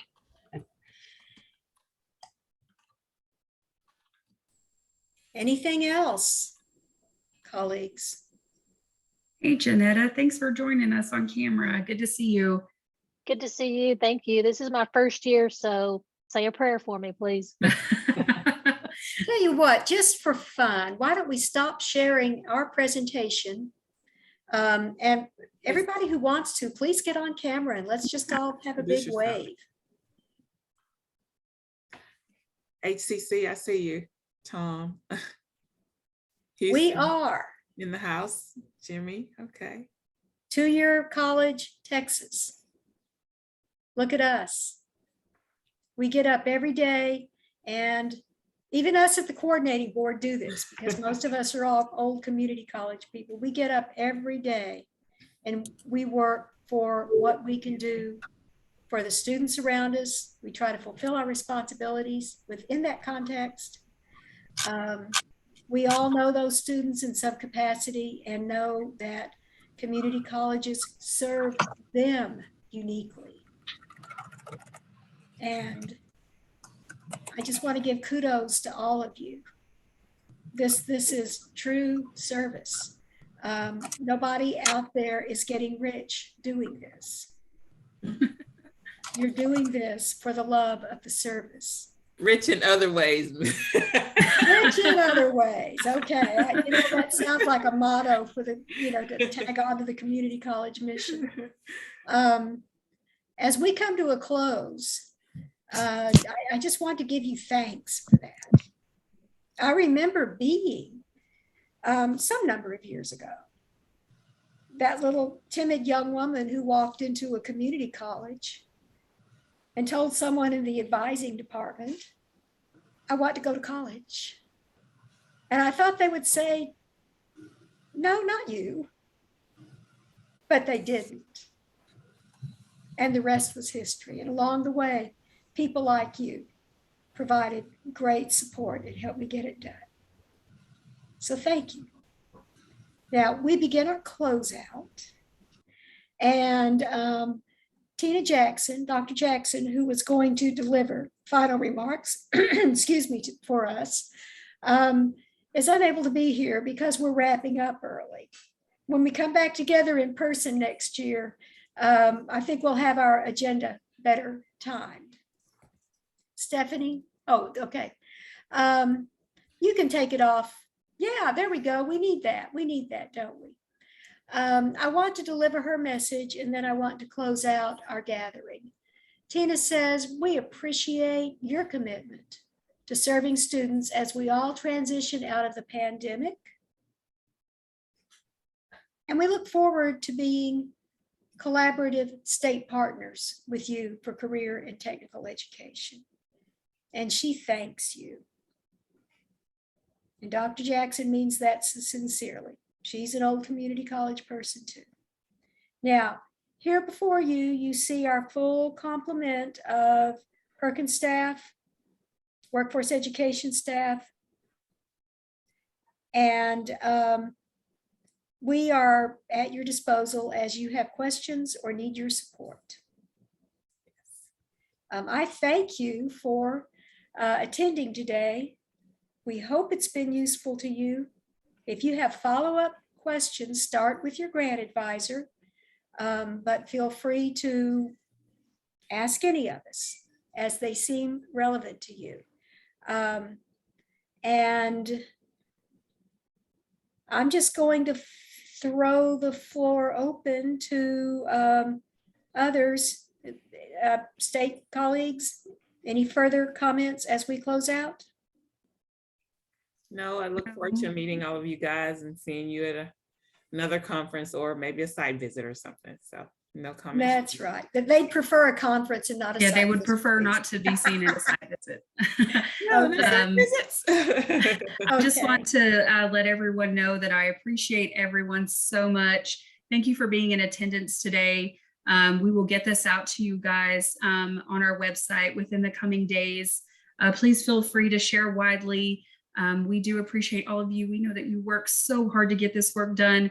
And while we're coming up in our busy season in the summer, we know that you all are as well. Not only are you working on your Perkins Basic grants, your CLNAs, but you're working on enrollments for the fall and everything that looks like. So we know that some of you guys wear many, many hats, and we appreciate all the work that you do. So I think I can speak for all of us at the coordinating board that doesn't go unrecognized.